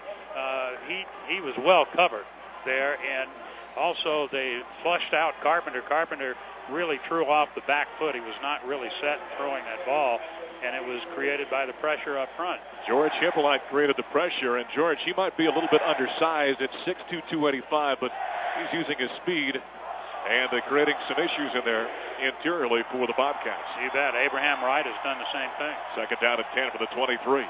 Carpenter backpedals, hit from behind, throws over the middle, catch is made by Bostic, the tight end. Abraham Wright put a heck of a knock on Carpenter, but he did complete the pass to Bostic. And they mark him down at the 32, a gain of 9 yards. Jordan Dizon at the tackle, the big tight end. Got to say, for a kid who hasn't had a lot of experience, Carpenter has really shown me some poise out there today. He had a great high school career at the Dalles in Oregon. 8,282 yards and 73 touchdowns in his high school career. I know they were a little concerned about replacing Travis Lulay, the 4-year starter, but you're right, so far Carpenter's been impressive. Third down and 1 for the 32. Ball right hash mark, 2 tight end formation. Give to the tailback, Groves out the right side, bends the corner, has the first down, grabbed around the ankle and hauled down as he tried to work his way along the right sideline. Ryan Walters, the safety, on the tackle. A gain of 7 yards and a first down for Montana State. Ben Burney got a lot of play in the fall camp because Walters was really bothered by a hamstring, but I think Ryan is the guy that's going to nail down that spot, and Burney will give him a good backup. Burney comes in, and so now 5 defensive backs in the ball game for Colorado. So their nickel package out there on first down and 10 for the 39. Empty backfield, 5 wide receivers for Montana State. Out of the shotgun, Carpenter trips left. Chest high snap, retreats, looks right, and a little bubble screen. And Jefferson to catch, knocked out of there. It is loose and picked up by Abraham Wright, running at the 15. He's got one man to beat. He is grabbed at the 9 and hauled down by the quarterback, Corey Carpenter. And the Buffaloes with a big takeaway off the fumble by Jefferson. Abraham Wright returns it, and Colorado is in the red zone once again. That's it. That's what Hawk wants out of his football team. Big plays in getting turnovers. And they got it. There was a pass out into the short flat. Jefferson gets it. He is hit hard. By Ryan Walters. By Walters. Down it goes. Wright picks it up. He escapes one tackler, goes down inside the 10, and Carpenter was able to knock his legs out from under it. And that takeaway brought to you by Outback Steakhouse. Take advantage of their curbside takeaway service at any Outback Steakhouse. Outback, no rules, just right. A 30-yard return by Abraham Wright. They're going to review this. Last season, the Buffaloes had 12 plays reviewed, just 2 overturned. Or now they're saying it's just going to be immediate timeout. And they will run on down and get on the headphones and review this. So we'll take a break as well. Come back and let you know what they decide. 7:37 to play in the first half. It's 10-6. Buffs leading the Bobcats here on the Colorado Football Network. Colorado Buffaloes football. News Radio 850 KOA. Let's kick back, everybody. Leave your cares and your worries far behind. We're gonna take back a moment. It's your time, just unwind, connect and see what you will find. Let's go out back tonight. Life will still be there tomorrow. Let's go out back tonight. Life will still be there tomorrow. Let go of the day and see what's on the grill at Outback tonight. But the steak is thick and juicy, the shrimp sweet, and the chicken moist and tender. And your only worry is which one to choose. Let's go out back tonight. So tonight, let go. Life will still be there tomorrow. Go Outback. Let's go out back tonight. CU Buffs. News Radio 850 KOA. We're back at Folsom Field. Larry Zimmer along with Mark Johnson and Charles Johnson. And we've actually had a coaching a challenge by Coach Kramer. That's something new this year. Last year we had instant replay, but they've standardized it now throughout the country, and a coach can actually have one challenge a game. And if it's not overturned, it's going to be another timeout being charged against Montana State. The officials are still looking at it. Unlike the NFL, they don't look at it on the field. It is reviewed up in the booth by a replay official. Now, we've seen two angles of it. The one angle, you can't see whether he really pulled that ball in or not. The other angle, I thought that it showed that he would have had possession long enough. This is going to actually hurt Montana State here today. This game not being televised. There aren't as many camera angles as you normally would have. Let's go down to the sideline real quick and talk to Charles Johnson. CJ? Hey, guys, from my vantage point, it appeared that the receiver got both feet down and tried to make a football move. If that's going to, if that is indeed the case, that'll be in favor of Colorado. As I saw it, it did appear to be a fumble. That's one of my favorite terms of all the sports. He made a football move. I'm still trying to figure out exactly what that is. But it sounds Charles, good. you made a lot of it. You made a lot of this. How does a football move differ from just a general unspecified move then? Well, it appeared he tried to get away from Ryan Walters. I think you're right. Yeah, I think you're right. That might be the decision. I got you. Well, it's taken a long time, but I think isn't the criteria? It has to be decisive. To overturn it. You have to know for sure. And I don't think you could tell from that for sure. So there's really three rules that we're keeping an eye on this season. One is the clock situation. And if you hadn't heard, what they're trying to do is speed up games. And so on a kickoff, when toe meets leather, the clock starts instead of when the ball hits the return man's hands. And also, when they spot the ball, they start the clock. And so Dan Hawkins has said it figures it's probably going to cost each team about 5 snaps a game. And so everyone's kind of watching to see how this plays out in terms of time and what it does to scoring. The other is the lower tee that we talked about. And then, of course, what we just saw here, which is the coach's challenge, a little bit like the NFL situation. If it does not go in favor of the coach you challenge, then you lose a timeout. Well, Montana State has already burnt 2 so far in the first half. They've got 1 remaining, and so if this goes against the Bobcats, they'll lose that final timeout. Well, I wanted to keep track of how many seconds they were saving. I long since forgot to do it. But they've just lost them all right now. This long review. Yeah, no kidding. After review of the play, the player was bobbling the ball and did not complete the catch before the ball became loose. It is an incomplete pass to be second down and 10 from the 39. Please add 5 seconds to the game clock, making it 7 minutes and 42 seconds. That's interesting. I don't know how they could see that. The 2 views that we saw, unless they have something we haven't seen, that's a bit surprising because nothing we saw I thought was all that definitive. Got to be conclusive, and I don't think it was. It very well could be right, but from what we saw, if they had the only 2 angles that we had, I don't think they could make that decision. So that brings the Bobcats back out of the field with 7:42 to play in the second quarter. Colorado leading 10-6. And take away the takeaway, if you will, for Colorado. The fumble recovery by Abraham Wright. Abe's still out there. He, along with Walter Boydo, are the two defensive ends. Nicholas and Hippolyte, the tackles. Sure is good to see Boydo out there after that scary thing in the scrimmage 2 weeks ago. What a scary deal. About a 15 or 20-minute delay in the scrimmage. They took him out after he landed on his head. Second down and 5 for Montana State from its own 39-yard line. Ball left hash mark. Tight trips to the right side. One running back is Groves. They give to Groves. Great penetration by the aforementioned Walter Boydo, and he hauls him down for a loss of a yard.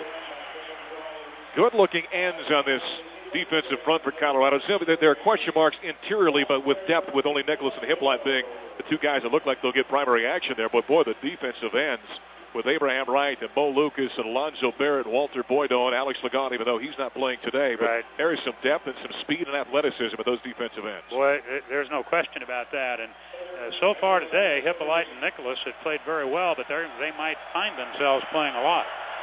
Third down and 11 now for MSU. From its own 38-yard line, ball left hash mark, moving right to left, slot right formation. Groves is the lone setback, and a flag is thrown. Delay of game. Delay of game penalty. Delay of game on the offense. 5-yard penalty. Repeat, third down. And so things are kind of imploding here for MSU the last few minutes. Just inside 7 minutes to play in the first half.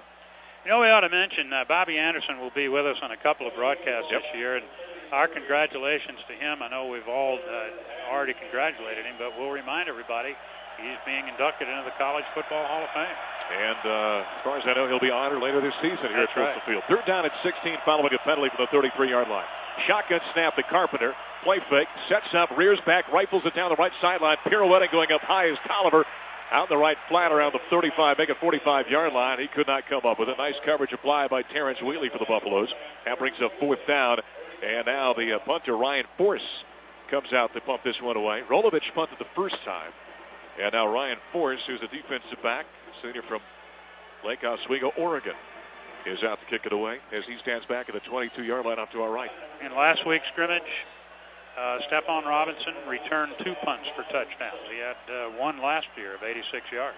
10-6 Colorado. Here's recruitment up at the midway point of quarter number 2. Stephon Robinson awaits at the 24-yard line up to our right. Snap, roll punt now by Force. Kicks it in the air, not terribly deep, high and end of a end. It bounces at the 45. Surrounded by Bobcats, and takes an MSU roll down to the 36-yard line. That's where Montana State spots it. So we've got a timeout in the field after a 25-yard punt. 6:21 to play in the first half. 10-6, Colorado leading Montana State here on the Colorado Football Network. Buffs Football, News Radio 850 KOA. Coloradoans love our sports, but our active lifestyle can result in a wide range of injuries. The doctors at Boulder Community Hospital are well known for their success in caring for everyone from college all-stars to weekend warriors. Our doctors work closely with the staff of the nationally known Boulder Center for Sports Medicine, which has cared for professional and Olympic athletes. If you want expert care of your sports injury, call 303-544-5700. Boulder Community is the preferred hospital provider of CU athletics. Whether your football tailgate takes place at Folsom Field or at home, liven it up with Rotel Famous Queso Dip. Pour in the bold and spicy taste of Rotel, made from fresh diced tomatoes and green chili, into your favorite cheese. Blend, heat, and eat. So spice up your next Buffs party with Rotel, and you'll have the whole group singing Fight CU. Touchdown! Because nothing wakes up queso dip like Rotel. Visit King Supers today and pick up some for your next party. Spice things up with Rotel. Colorado Buffaloes football, News Radio 850 KOA. That's 6:21 left to go in the second period here in Boulder, and it's 10-6 Colorado. I've been sort of watching Dan Hawkins on the sideline. I mean, he is so animated and energetic in all parts of his life. He's very calm on the sideline. Mark, I know you can't watch that quite as much with having to stay with the ball. And he always has said, I've got assistant coaches because I want them to coach. And he's away from the huddle. He's not in the defensive huddle. He doesn't go over to the offensive huddle. Helfrich, of course, is upstairs, and he's got Keesaw in the middle of the offensive huddle. He walked over and sort of eavesdropped a little bit, but he doesn't really take an active interest or an active a role in the huddle when the players come to the sideline. Interesting. He's been very calm over there. You mentioned of Helfrich being upstairs. Ron Collins is on the sideline, is he not? The defensive coordinator? Yes. Greg Brown is the defensive coach upstairs. First down at 10 for the 36 for the Buffaloes. Cox turns and hands off to Mel Holliday. Grab from behind, stays on his feet, runs into 3 defenders, and finally he is hauled down right at the initial line of scrimmage. Bobby Daly was there, collaborating with a couple of other defenders for the Bobcats, including Corey Austin. So no gain, second down at 10. Again, you see a little bit of that speed we were talking about by Montana State. They have got some speed. Buffalo's returned 82% of their rushing yards from a year ago. Now the air game's a little bit different. Only 3% of the yards returned because Oakland was just so dominant in the last few years. Second down at 10 for the 36. All right hash mark, slot left formation. One running back behind Bernard Jackson, who's out there quarterback. He turns, runs upfield, finds a seam, and is able to squeak through across the 40 out to the 42-yard line. And so that's part of the Jack's Packs, as it's called, a 6-yard gain tackled by Clive Lowe, the linebacker. Bernard Jackson, the essentially third-string quarterback, if you will, but brings such a different skill set that Hawkins said that he would be used in certain situations. Well, they tried it right there and ended up being a 6-yard gain on second down. Yeah, you'll see it, and I wouldn't be surprised if somewhere along the line you're going to see both Jackson and Cox in the game at the same time. The Buffaloes 3 of 5 on third down conversions. They face a 3rd and 4 right now for the 42. Cox retreats, short drop, looks right, delivers right, diving out and coming up empty is Patrick Williams. Little jab inside to set up the cornerback Andre Fuller, and then he pirouetted out. The ball was right there in his fingertips, but Williams could not haul it in. Second time we've seen him drop a pass that he should have gotten so far today. And out to punt this one. Now Matt DeLallo comes out. Isaac Garden punted the first time. DeLallo is a recruited punter, redshirt freshman out of Wellington, Florida. They've been battling the whole camp. I'm not surprised that Hawk is using both of them today. And we may see Mason Crosby punt in certain situations as well. Right. Corey Austin back to return for the Bobcats at the 16-yard line out to our right. DeLallo waits. A little bit of high snap, hauled down. DeLallo the left foot to it. Austin dances and takes at the 20-yard line. He's hit immediately by the Buffaloes and hauled down. Terrence Wheatley is there for Colorado after a 39-yard punt, no return. Also, Terry Washington collaborating on the stop. We've got 4.5 minutes to play in this second quarter. 10-6, the Buffaloes lead Montana State in a relatively low-scoring first half. Boy, Wheatley did a great job of staying under control, going down there, and gave the man the halo, the room to catch the ball. You know, when Hawk talks about some of his players, you got to really stay with him because he doesn't always call them by their name. You know, like Wheatley is T-Wheat. T-Wheat, yep. And Bernard is B-Jack. B-Jack. And you're El Zim, I think he refers to you. I guess so. Yeah, first down at 10 for the 19. Handoff to Groves. He's able to sidestep a defender at the 22-yard line and stumble forward out to the 23, almost the 24, before he is hauled down. Gain of 5 yards. Michael Sapili makes the tackle. That's the first time we're able to call his name today. He is, Zim, you mentioned Sapili earlier. They're a young guy the Buffs coaching staff really likes. He's a freshman from Honolulu, Hawaii. 6'1", 235 pounds. That's that pipeline that Brian Cabral's got going out there in the islands. Second down and 5 for the 24. Inside 4 to play. Buffs on top, 10-6. Carpenter the snap. Quick drop, looks to his right, delivers out there. Jumping up is George Himmelite to swat it down out of the air. And Big George has done a nice job. He, in his first start, has really been active this afternoon on the interior of that defensive front for Colorado. He really has. George showed us signs last year. We knew going in that he was going to see playing time last year, but young guy. He had some big plays, but he also had some minuses, but he's played very well out there today. So third down and 5 now for Montana State for the 24, and the Bobcats 3 of 7 on third down conversions. They go to a 3-man front now. Slot right formation. Ben Burney, the safety, creeps up on the line of scrimmage defensively for Colorado. Carpenter out of the shotgun. Takes a snap, chest high, retreats. Here comes pressure, hit from behind, and he's sacked. Brad Jones is here to clean him up. Terrence Wheatley on a corner blitz got there along with Thaddeus Washington, and then Jones cleaned him up. That's his second sack of the afternoon for Colorado. First time they've showed that. I said they went to a 3-man front. They took out Nicholas and Hippolyte, left, right, and Boydo in there, and put in Taj Kaner.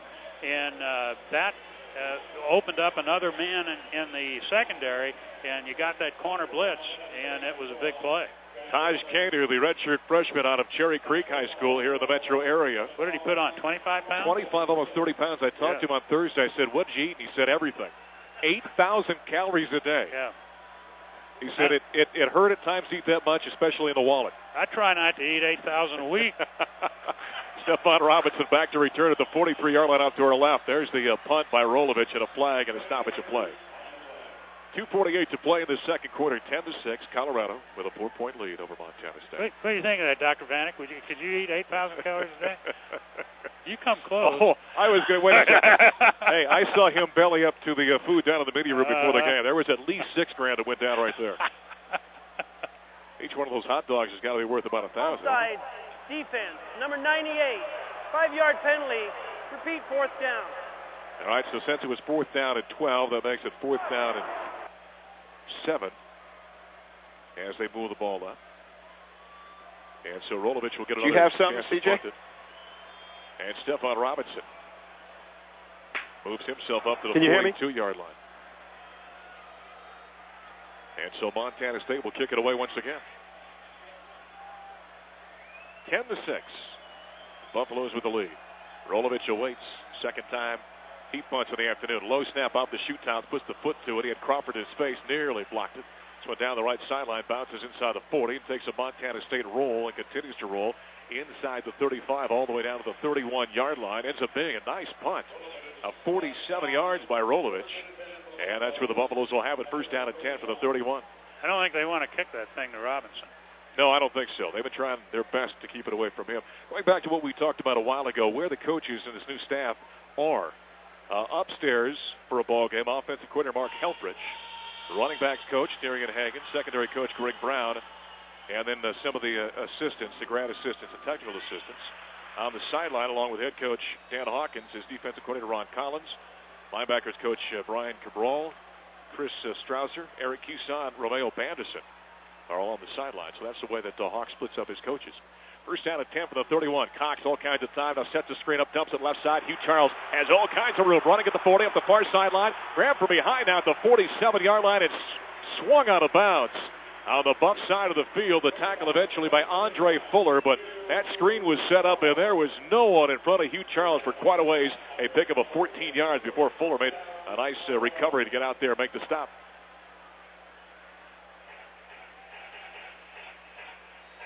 I was looking at the way he reacted. It looked like it might have been a face mask, but it wasn't. I think they grabbed him by the back of the shoulder pads and swung him out. First down at 10 for the 45-yard line.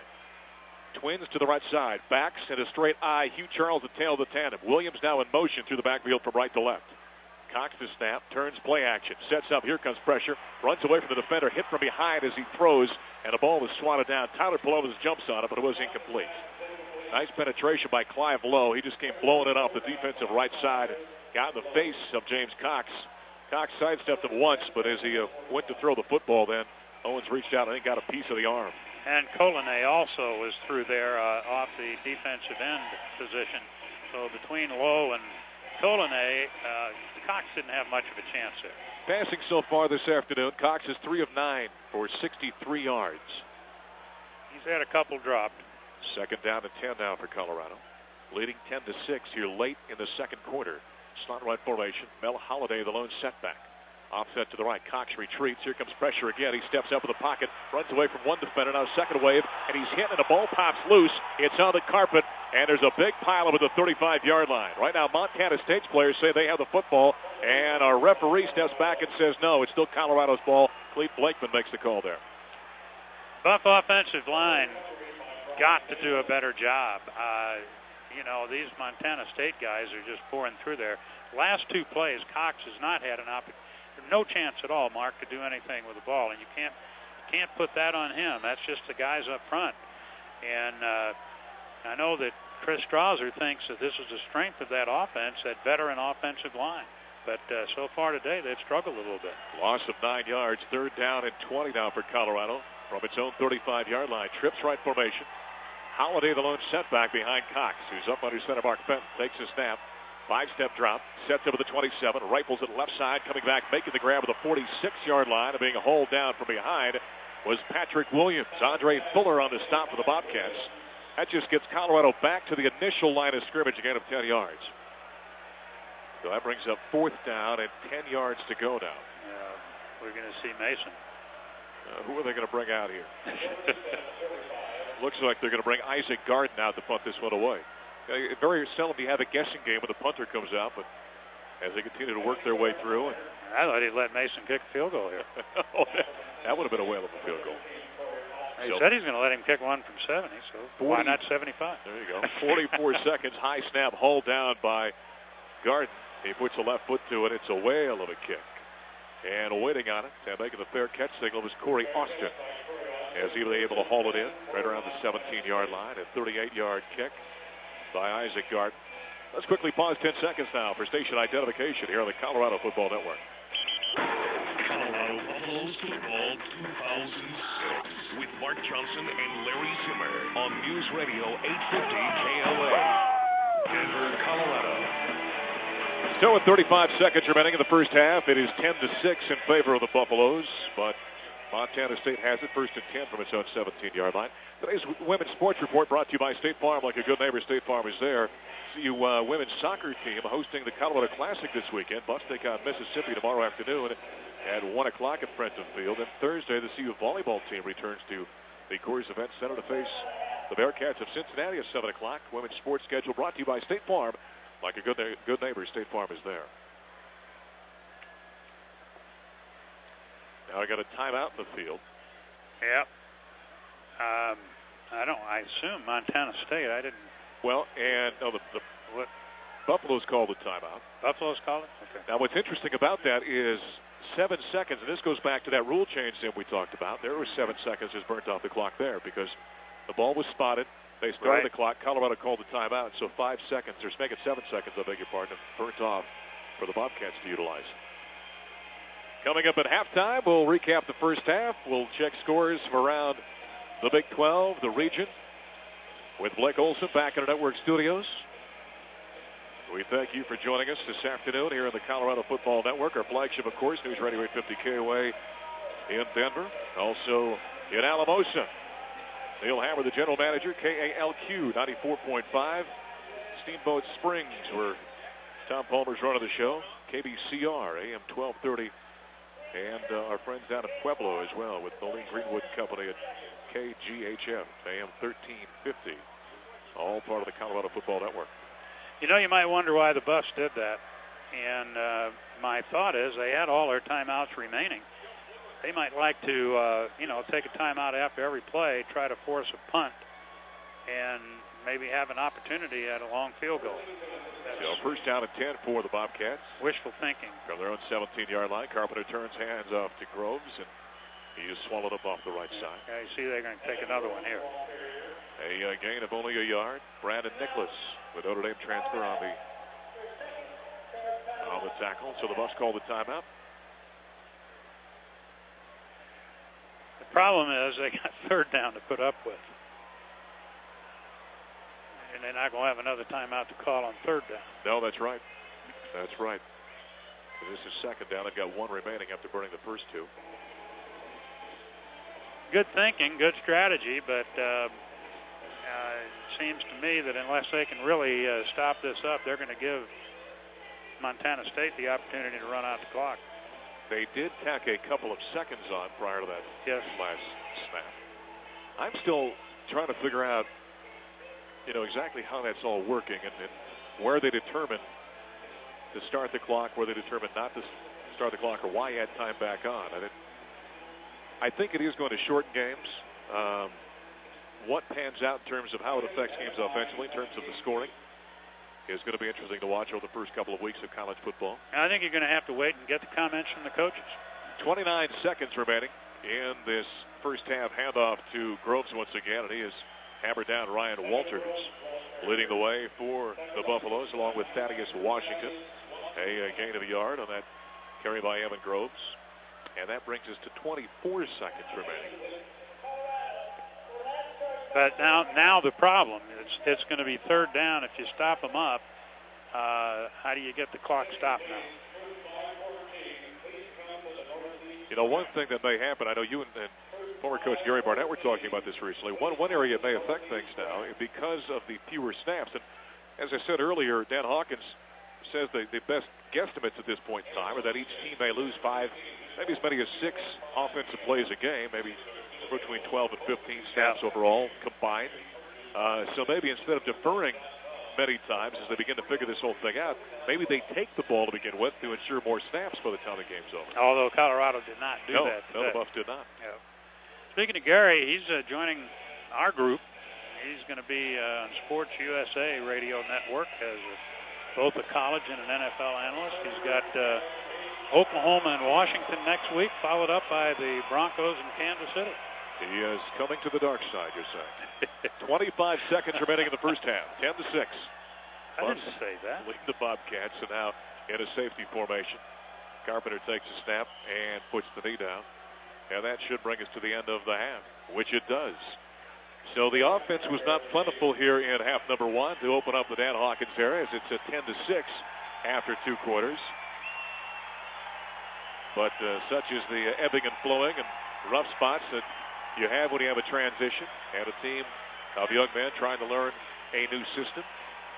Once again, our halftime report straight ahead. We've got scoreboard update. Let's go down to CJ right now with Mike Kramer, the head coach of Montana State. CJ? That's right, Mark. I'm here with the head coach of Montana State, Mike Kramer. Mike, you got to feel pretty good about how your team fared so far this half. We're going to need some big plays. We got to find a way to get some bigger plays on offense and avoid penalties from our redshirt freshmen.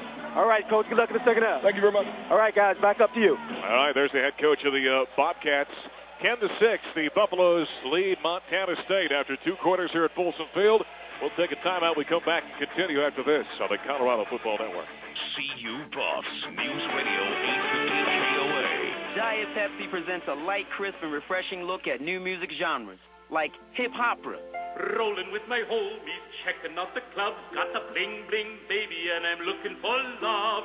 Player-hating homies, stop that frontin'. Holla at the DJ, this is our feet bumpin'. This is fly shorties dancing, bustin' moves so ill. I grabbed the microphone to flaunt my skills. Got more flow, that's for sure, I'm the real dealio. MC to the izzle, that's for shizzle. MC to the izzle, that's for shizzle. MC to the izzle, that's for shizzle. MC to the izzle, that's for shizzle. Well, there you have it. A light, crisp, and refreshing look at hip-hopera. If you're looking for something else that's light, crisp, and refreshing, grab yourself an ice-cold Diet Pepsi. Light, crisp, refreshing. Diet Pepsi. So tell me, what do you love about Qdoba Mexican Grill? I love the taco salad. It's fast, fresh. Burritos, quesadillas, tacos. 5 salsas. Oh, yeah. I got to the point that if I had to eat something one more time that wasn't good for me, just because I was in a hurry, I was going to go crazy. And I found Qdoba, and I'm hooked. Yeah, you can get it for a month straight and get something different every day. Everybody can make what they want, and that's a good burrito. That's what I love. That's what I love about Qdoba. Qdoba Mexican Grill. Hundreds of original flavors you won't find anywhere else. All made fast, fresh, and right in front of you. What are you going to love at Qdoba? Sun Microsystems is working to eliminate the digital divide so that everyone in the world can participate and share in the opportunities that high technology presents. Sun Microsystems is driving the participation age. Last millennium, it was the information age. In the participation age, information takes a back seat to human interaction, and thus, participation and sharing. Sun, through its community outreach, is working to increase network accessibility and provide opportunities for global participation, economic growth, and social progress. Your home for the Colorado Buffaloes. News Radio 850 KOA. Blake Olson at the sports desk as Colorado leads Montana State 10-6 at Folsom Field. Big 12 action today. The defending national champs pick up where they left off, playing host to North Texas. Colt McCoy, 10 of 14, 163 yards, 3 touchdowns. Texas embarrasses the Mean Green from North Texas, 56-7. Zach Taylor with an early touchdown pass. Number 20, Nebraska leads Louisiana Tech right now, 14-10 at halftime. 6 Big 12 teams kick off at 5 o'clock, and Illinois and Kansas State, Illinois State and Kansas State getting started at 4. Around the area, Weber State at CSU about to kick it off.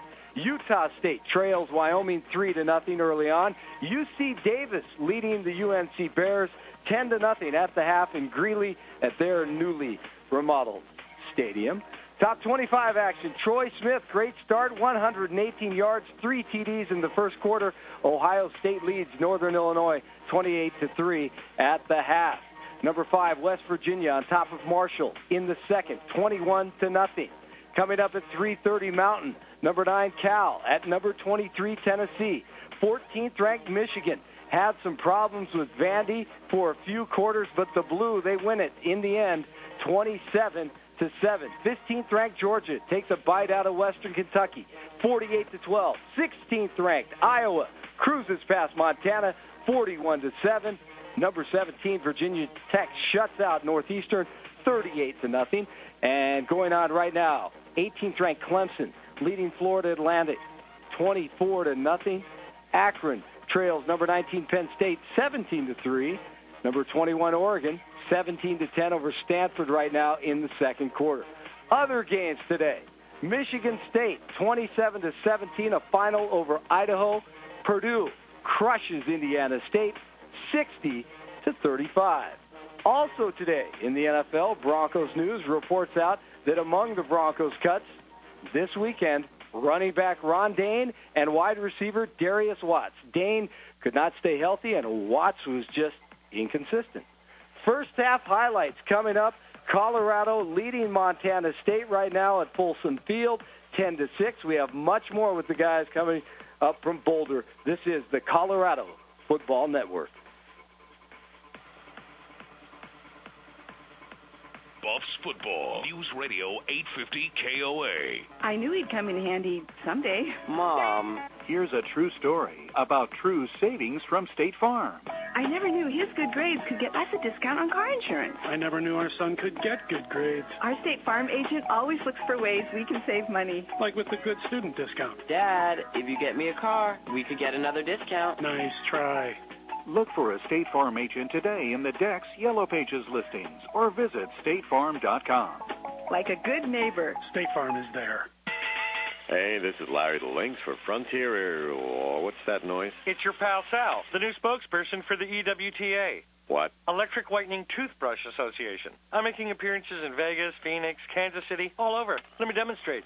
Ow! Oh! Ow! It sucked. Yeah, let me help you out with that. No, don't touch that switch. Oh! Oops.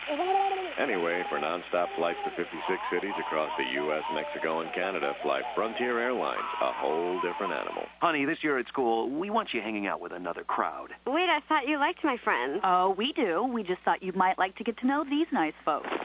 The Verizon Wireless Network, which means a new camera phone. Thanks, Mom and Dad. Right now at Verizon Wireless, you can buy one LG VX5200 camera phone for only $29.99 after $50 mail-in rebate and get up to 3 more free. Don't tell your brother. We want to surprise him, too. Perfect for back to school, these camera phones can send text and pics messages and download games and ringtones. All this plus America's most reliable wireless network. I also bought you a new lunchbox with a matching fanny pack. What? Just kidding. Get 3 free phones at any Verizon Wireless store, Circuit City, or call 1-800-2-JOIN-IN. That's 1-800-2-JOIN-IN. There's only one reason to choose a wireless company. New 2-year agreement required per phone. Up to $35 activation fee per line and $175 termination fee per phone. Other charges and restrictions apply. 10 cents per text message, 25 cents plus airtime per pics message. Download and other fees apply to games and ringtones. Coverage not available everywhere. Call 1-800-2-JOIN-IN. CU Buffs Football. This will be about a 60-yard field goal. Snap, spotted, booted. The kick is up. It is on its way. It has the distance, and it is good. A 60-yard field goal by Mason Crosby. The first half has been brought to you by Rocky Mountain Cold Coors Light. Cold down easy. By Wells Fargo. Visit a Boulder branch today for the college combo. By Frontier Airlines. The official airline of CU Athletics. By Pepsi. It's the cola. Make some noise, y'all. By Kaiser Permanente. We stand for help. By Farm Bureau Insurance. And by the CU Bookstore. Colorado Buffaloes football on News Radio 850 KOA. Colorado Football Network. News update. From the News Center, I'm Kelly Merritt. Well, What's left of Tropical Storm Ernesto is bringing heavy rain from the mid-Atlantic north into New York State. Residents in some areas are bracing for flooding. Colorado and the feds are in the midst of a campaign against drunk driving. As expected this Labor Day weekend, cops across the country are cracking down on drivers whose blood alcohol level is over the legal limit. 14 British soldiers have died in a plane crash in southern Afghanistan. Officials say there is no sign the plane was attacked. Ski season is just around the corner. Loveland's John Seller says the area could begin making snow in about 20 days. And it's your last chance to buy a ski pass at last spring's prices. It really offers great choice among resorts because it's unlimited, unrestricted skiing at Keystone, Arapahoe Basin, and Breckenridge, and then 10 days at Vail and Beaver Creek. That's Kelly Latiga with Vail Resorts. She says prices for the Colorado Pass and Buddy Pass go up on Tuesday. From the News Center, I'm Kelly Merritt on the Colorado Football Network. Colorado Buffaloes football. News Radio 850 KOA. From weekend joggers to the CU Buffs football team, athletes in the know rely on CU Sports Medicine for all their orthopedic needs. For more than 10 years, the doctors at CU Sports Medicine have been providing athletes of all ages and abilities with comprehensive sports medicine services aimed at bringing out their personal best. For more information on CU Sports Medicine now in Boulder and Denver, call today, 303-871-7752, 303-871-7752. It's a touchdown, an interception, a 90-yard run, a drive to the red zone, a dance in the end zone. It's hang time, halftime, the whole season riding on this one play time. It's football. And if you can't get enough of it, get the More Football Bundle from Quest. Call 1-866-3-YOU-CAN now. Get direct TV service with 100% digital quality to bring the sights and sounds of the stadium home. High-speed internet on a true broadband connection. And digital voice with unlimited local and nationwide long-distance calling. Want more? Add Quest nationwide wireless service and talk about the game wherever you are. Get the More Football Bundle from Quest before the season kicks off.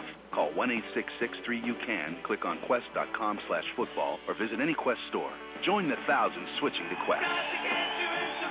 More football. It's one more way we bring more life into your life.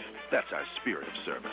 Service is not available in all areas. Direct TV service subject to credit approval. Hardware available separately. Professional and college sports subscriptions sold separately. Conditions apply. Call for details. Can you think of the most unique and amazing place that you've ever utilized for an event or get-together? No?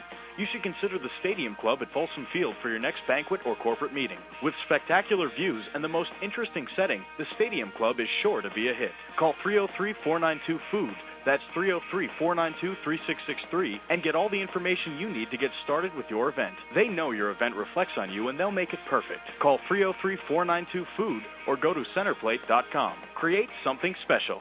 CU Buffs, News Radio 850 KOA.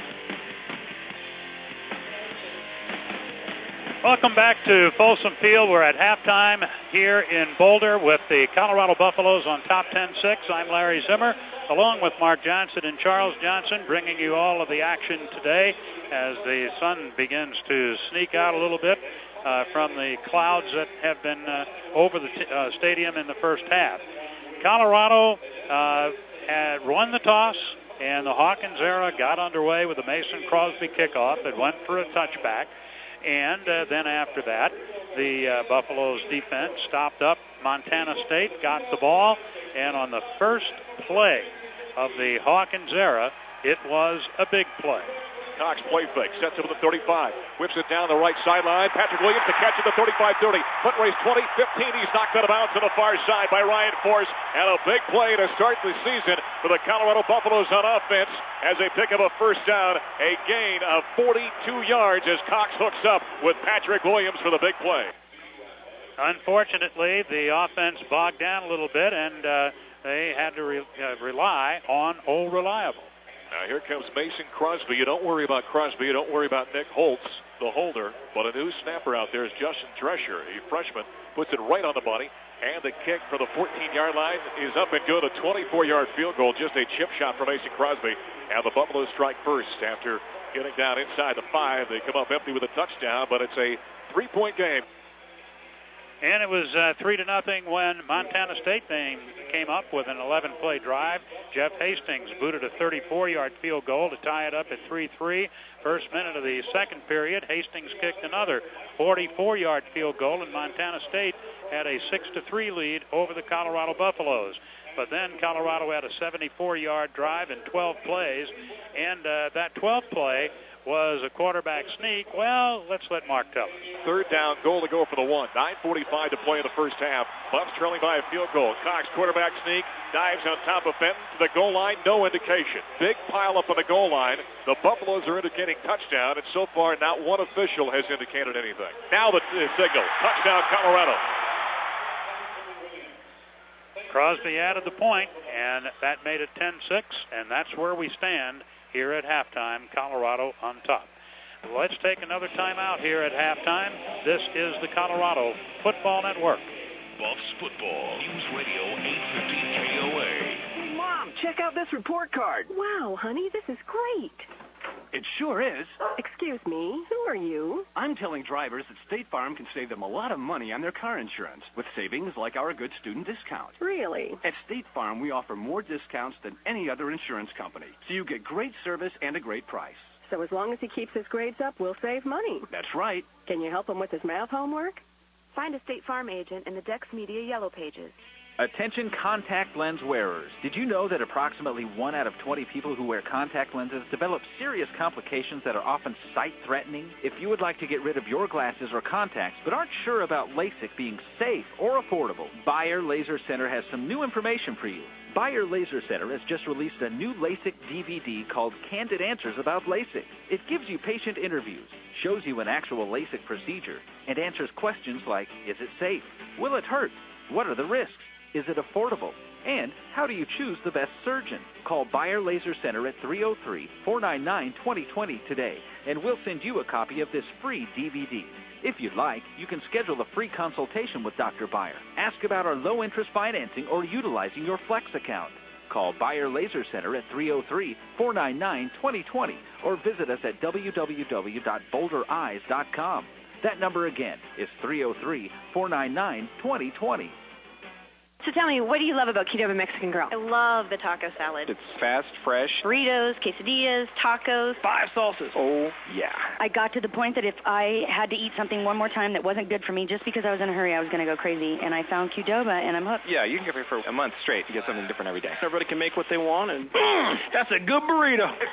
That's what I love. That's what I love about Qdoba. Qdoba Mexican Grill. Hundreds of original flavors you won't find anywhere else. All made fast, fresh, and right in front of you. What are you going to love at Qdoba? That's it.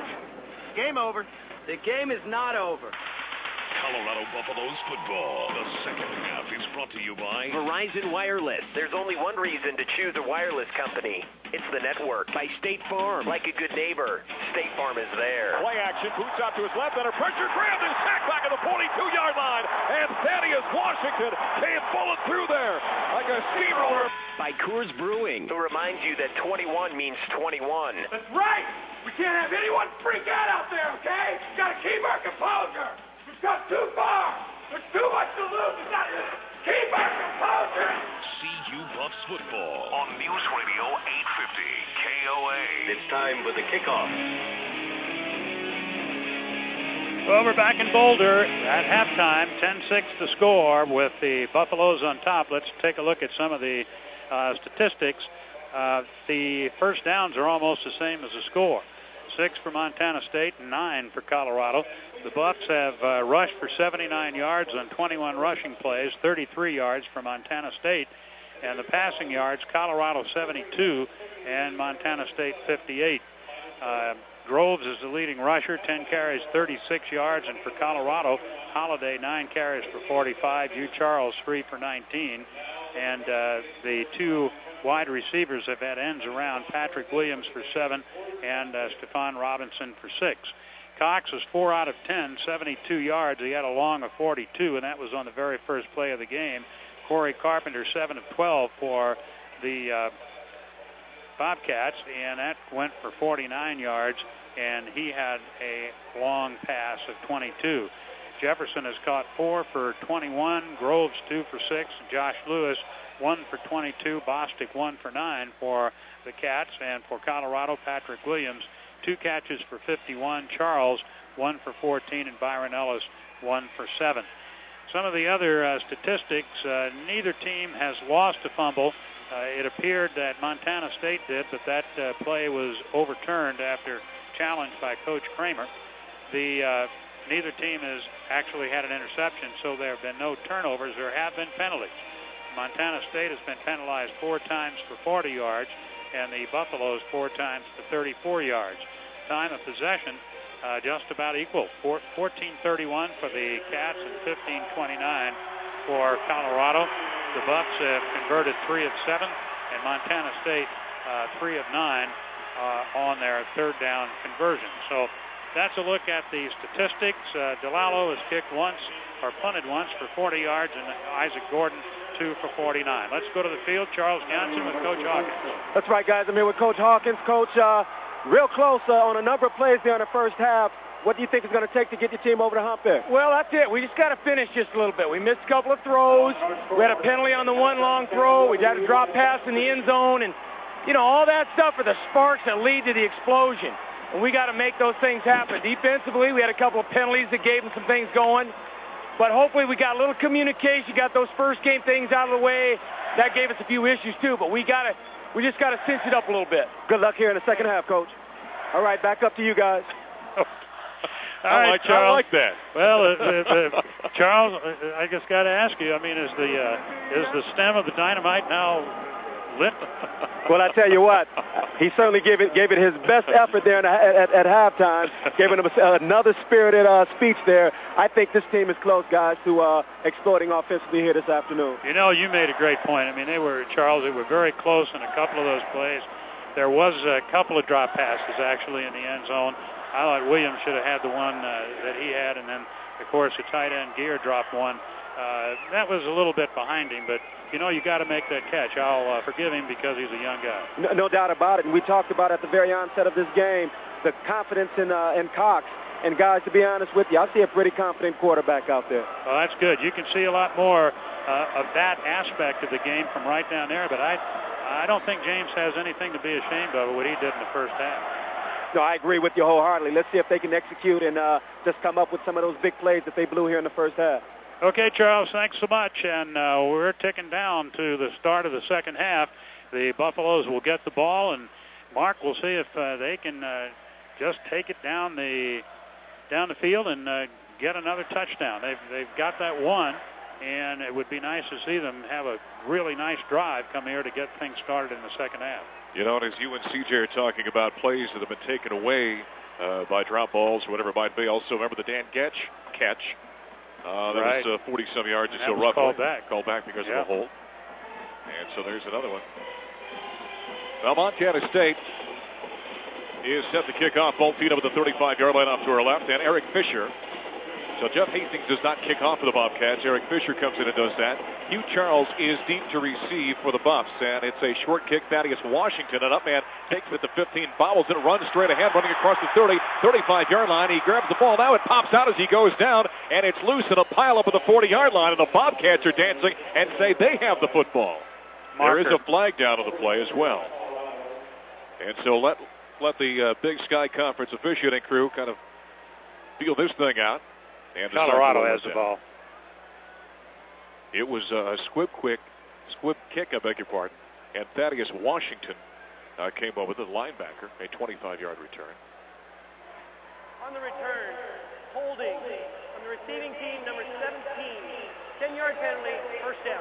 That's Elvin Barnett. Of course, it was just last year that in college football they started naming the guilty party in the penalty. So the ball is moved back to the 24-yard line. As we're just underway here in the third quarter. Big Thaddeus was rumbling, wasn't he? I don't think there's any other thing for him to do. He's not going to tiptoe.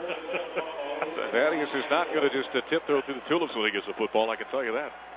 First down and 10 for the 24. Here comes Colorado. Under fifth-year senior quarterback James Cox. H-back to the left side. One running back in the backfield behind the quarterback. Cox sets up, looks right, looks left, eludes one defender, whips it near side, and coming back was Patrick Williams, and draped all over him was Andre Fuller. As Cox went down about his third receiver and still threw into coverage. It's incomplete. That brings up second down and 10. Yeah, you can see Cox running the progression there, which honestly is good to see, because Mark, I don't remember. It just seemed to me that he forgot all of that in the bowl game last year. Elvin Barnett goes wide right. Cody Crawford, slot right. One running back is Holiday on second down and 10. Ball left hash mark, moving right to left. Cox turns, hands off. A bigger part, it's Byron Ellis. He darts out the right side, finds very little room there. In fact, just got back to the line of scrimmage before he was holed out by Clive Lowe, the Sam linebacker, one of the captains for Mike Kramer's team. That brings up third down and 10. So the offense has been erratic at best here this afternoon, rather sluggish at times. Mark, we aren't seeing a lot of Jack Tipton. Actually, Devin Head is playing the right guard position, and Edwin Harrison is playing the tackle on that right side. Third down and 10 for the 24. Ellis again, the tailback. Cox short drop, looks right, delivers right, catches made at the 27-yard line by Elvin Barnett, and he turns and tries to spin his way by Andre Fuller, but he's hauled down at the 30. Ends up being a gain of 6 and fourth down, and so the Buffaloes will be forced to punt this one away. And let's see which one of the punters heads out there. Looks like it's Isaac Garden this time. We've seen Matt Delano punt once. Mason Crosby is also a candidate in certain situations, maybe the punt, according to head coach Dan Hawkins. Back to return is Corey Austin. He is at the 26-yard line out to our left. 13:05 to play in the third quarter, 10-6 Buffs. And Garden puts the left foot to it. It is high and end over end.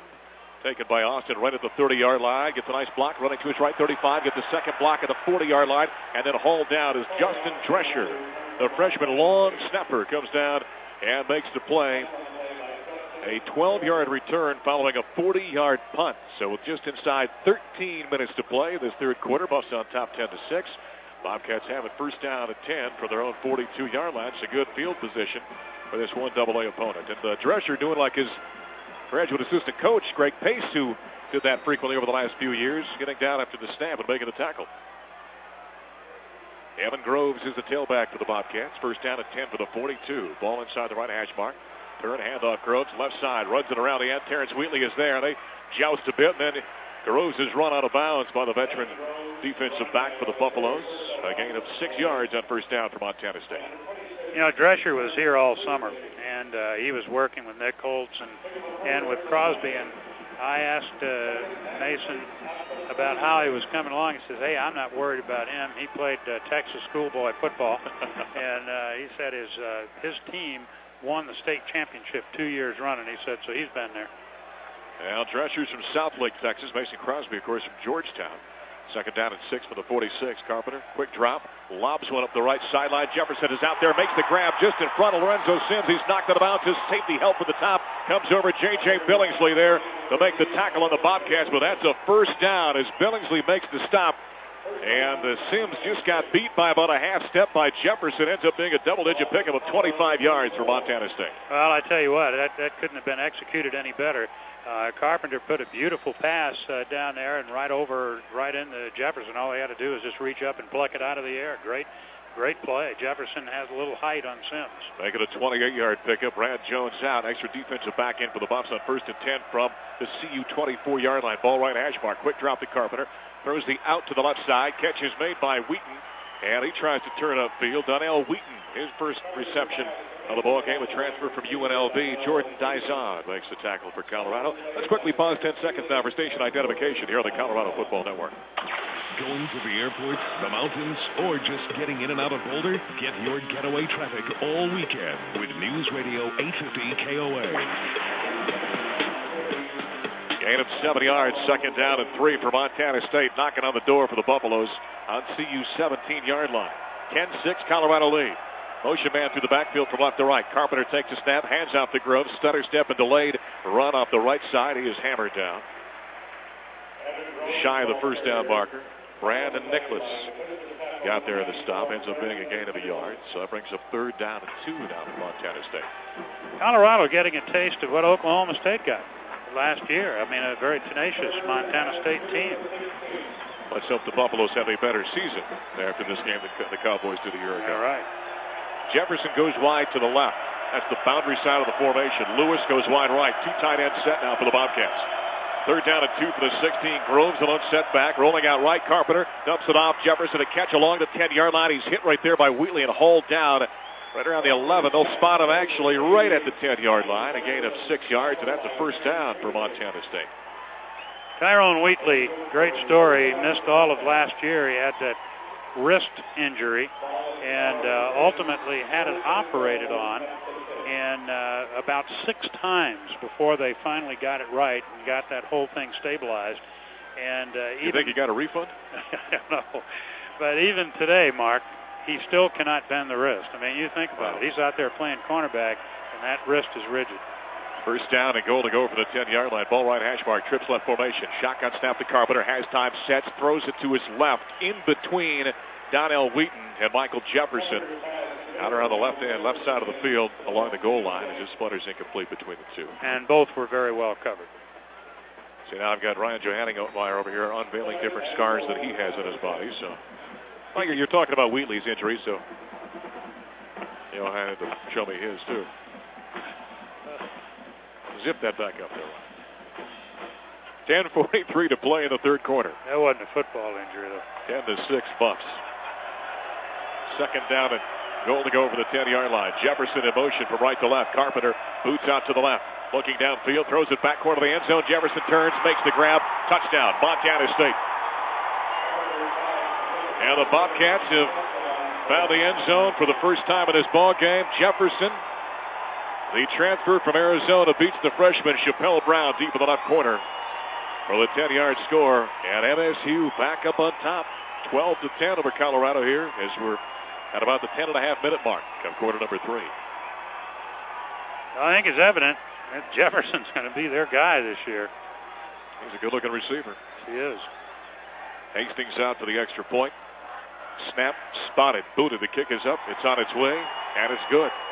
13-10. Montana State shocking Colorado here in the third quarter. Early in the second half, however. 10:36 to play.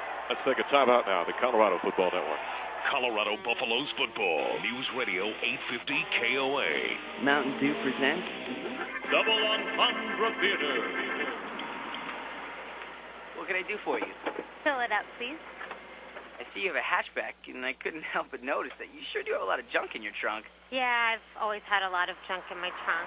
I try to get rid of it, but I just can't. Well, don't get me wrong. I like a girl with junk in her trunk. It's a good thing. Oh, yeah, it's true. My boyfriend feels the same way. In fact, I don't think he'd be as attracted to me if I didn't have so much junk in my trunk. I see you got jumper cables, a toolbox, even a few extra blankets. I mean, that's the good kind of junk. Well, thank you. It's nice to meet another man that can appreciate the junk in the trunk. Oh, I can appreciate it. It seems like I can't go 6 seconds without thinking about it. So, can I get anything else for you today? Sure. How about a nice cold Mountain Dew? Okay, coming right up. This has been another edition of Double Entendre Theater. Brought to you by Mountain Dew. Do the do. CU Buffs. News Radio 850 KOA. 10:36 left to go as the Montana State Bobcats have just put on a scoring drive. 58 yards in 7 plays. Took 2:17 to go, and Michael Jefferson catches a 10-yard pass from Carpenter. Sidelines to TJ. That's right, Jim. You're right. Michael Jefferson catches the touchdown over Chappelle Brown, the freshman cornerback. The normal starter in that situation is out. Terry Washington with a back injury, unspecified as to exactly what it is, but he was not in the game on that drive because he had some soreness, some tightness in his back, so the freshman was exposed on that play. Okay, CJ, anything about that offensive line? I've not seen Tipton and Sanders in there for a while. Well, Tipton has been in, it's my understanding, kind of alternating with Harrison, so he has played not as much as we had anticipated, Jim. Okay. Well, the Bobcats about set the kick off, and so Eric Fisher puts the right foot to it. Not a terribly deep kick down along the far sideline. Stephon Robinson takes it to the 15, running at the 20 to his left, 25. Has his seam, runs straight ahead across the 30, and then he is hauled down around the 31 or 32-yard line. Will Claggett on the tackle, a 16-yard return off that very short kick. 13-10, Bobcats lead the Buffaloes. 10:27 to play in this third quarter. Buffs offense so far in this ball game has racked up 157 yards, 149 for the Bobcats. 79 yards rushing, 78 yards passing for Colorado. 2 tight ends, 2 wide receivers on 1st and 10 for the 31. Ball right hash mark. Play action. Cox sets. Has a man in his face. Rears back now. Lobs it downfield. Coming back. Patrick Williams, and it is nearly picked off. The pass was extremely short. Marcoses LeBlanc, the safety, came over from the far side and dove in front of that ball and nearly came over with an interception. Patrick Williams had to kind of circle almost like he was running a deep curl pattern, had to come back for it, and just maybe Cox got hit on the arm as he threw that ball. That's why it popped up in the air like that. Yeah, it was up for grabs, no question about it. Devin Head continues to play the right guard, and Harrison is at the right tackle, and Head was listed as backup to Columbus at left tackle. On 2nd down, give to Hugh Charles, runs out the left side, and stiff arms one defensive back, that being Austin, and Austin won't slide off of him, and he was brought down at the 40-yard line, about a yard shy of the first down marker, so ends up being a gain of 8, almost 9 yards. Well, they'll spot it back at the 39, so make it an 8-yard gain. Mark, I think we're seeing a little bit of that new rule. It could be the Hawkins style, too, but it seems like the Buffs are getting their plays off a lot quicker. Mel Holiday in there at tailback now. 9:39 to play, 3rd quarter. 13-10 Montana State. They're down at 2 in the 39. Moving from right to left. The tight end shifting in motion from right to left. Cox turns, hands out to Holiday, runs up into a pile, still on his feet, swallowed up and driven back. And Chris Colonnay, sophomore from San Diego, another transfer from Arizona, makes a stop, ends up being a loss of roughly a yard. That brings up 4th down, and Matt Delano, the punter. He's been alternating with Isaac Garden. He comes back out to kick this one away. Well, the natives are getting a little bit restless right now. Josh Lewis back to return on this punt. Inside 9 minutes to play. Buffs trailing by a field goal. 13-10 in this 3rd quarter. Lewis stands at the 17 up to our left. Delano puts the foot to it. Not a terribly deep, warbling punt. Taken at the 22-yard line by Lewis. Runs straight ahead. Has plenty of room. Runs to his left. Gets a nice block. Out steps a man running at the 40. And the 43-yard line. Grabbed from behind and hauled down by Marcus Burton. Nice return by Josh Lewis. And once again, the Bobcats, after a 20-yard return, 40-yard punt, have it near midfield. 8:37 to play, 3rd quarter. Montana State hanging in there. In fact, leading Colorado 13-10 here in the 3rd with the ball when we come back. Time out now, the Colorado Football Network. Buffs Football, News Radio 850 KOA. This is Dr. Armando Vidal. As team physician for the CU Buffs, I want athletes like you to be in the know. You can rely on CU Sports Medicine for all your orthopedic and rehabilitation needs. Our specialists have the experience, knowledge, and cutting-edge technology necessary for treating a variety of sports injuries. We have offices in Denver and Boulder available for your sports medicine needs.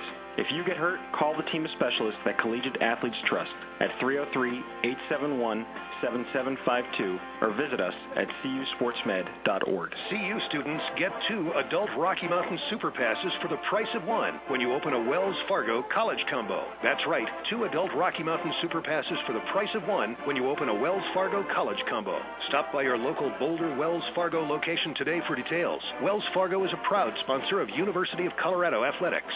Don't forget, get 2 adult Rocky Mountain Super Passes for the price of 1 when you open a Wells Fargo College Combo. Wells Fargo, the next stage. Wells Fargo Bank, member FDIC. Colorado Buffaloes football. News Radio 850 KOA. Here at Folsom, the Colorado Buffaloes continue to struggle on both sides of the ball. Their offense has sputtered. Second half, they've not picked up a first down in 2 possessions. And the defense has been giving up some big plays, and so has the special team. So right now, Colorado's got to pull itself together because Montana State is, in a lot of ways, outplaying them out there. A couple of other regional scores up in Fort Collins. CSU kicking off the season, and they lead in the first quarter over Weber State 6-0. And in Laramie, it's Wyoming 10 and Utah State 0. Here we have 8:34 left to go in the 3rd period. And the clock running as the Bobcats offense runs back out there. 13-10 Montana State. First down and 10 now for MSU. From their own 42-yard line, moving left to right. Ball left hash mark. Lewis the motion man. Carpenter turns, hands off to Groves. Left side finds a seam and just got grabbed by the belt loop in the back of his pants and hauled down by Thaddeus Washington. But Groves did work his way all the way up to the 45-yard line, gain of 3 yards. Let's go down to CJ now to the sideline. Charles? Mark, you had mentioned the absence of Jack Tipton. You guys are exactly right. Tipton is nursing a hamstring. As a result, both Harrison and Head getting more duty than they would normally get. But Tipton out with a slight hamstring injury. All right, there's not a great deal of depth on that offensive line. Tipton is senior out of Arvada, went to Pomona High School. 2nd down and 7 from the 45-yard line. Ball left hash mark. Carpenter out of the shotgun. He's got 5 wide receivers to choose from, 3 right, 2 left. Quick snap, right side, throw it to Wheaton. He makes the grab at midfield, turns and tripped over that new Relfi logo out there. Goes down as he penetrates Buffs territory at the 49-yard line, just about a half yard shy of the first down marker. And Billingsley was about a half step shy of blowing up Carpenter. I mean, he was coming through there under a full head of steam. Carpenter picked it up on that safety blitz and got rid of the ball. Brandon Bostic back out there, so they run another tight end into the formation. Does Mike Kramer. 3rd down and 1. The Bobcats 4 of 10 on 3rd down conversions. 2 tight ends both to the right side, and the linesman to the near side comes running in and blows his whistle. Montana State, first time out of the half. So Bobcats call a timeout. 6:58 to play in this 3rd period. 13-10. Montana State with the lead over Colorado. We'll take a break as well. Come back here to Folsom Field after this on the Colorado Football Network. Buffs Football, News Radio 850 KOA.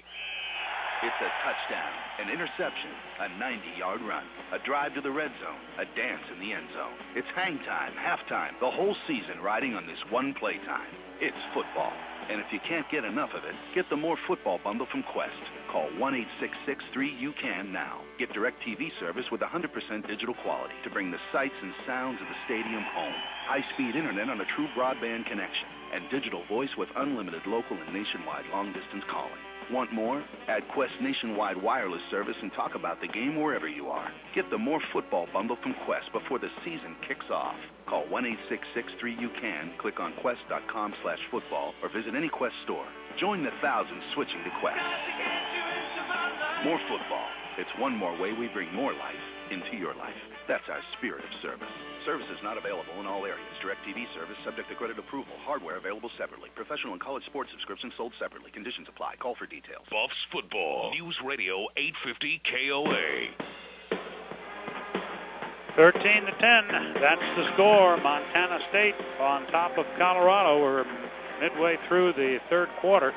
6:58 remaining in it as the Buffaloes continue to try to find some answers out there. And they've got a 3rd and short, and this is where your defense really needs to stand up and make a statement. And that's with Thaddeus Washington and Jordan Dizon, I'm sure, out there going along the line, just saying, dig in, let's hold tight and get that ball back to the offense.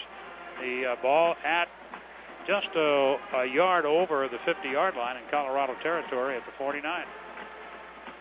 And all the Bobcats need is 1 yard for a first down. They've got a 3rd down and 1 situation around the Colorado 49-yard line. They have not run the ball that well here today so far. 17 carries for 41 yards. Much of their damage has been through the air. It's not been a game in which a lot of yardage has been piled up on either side. 164 to 158.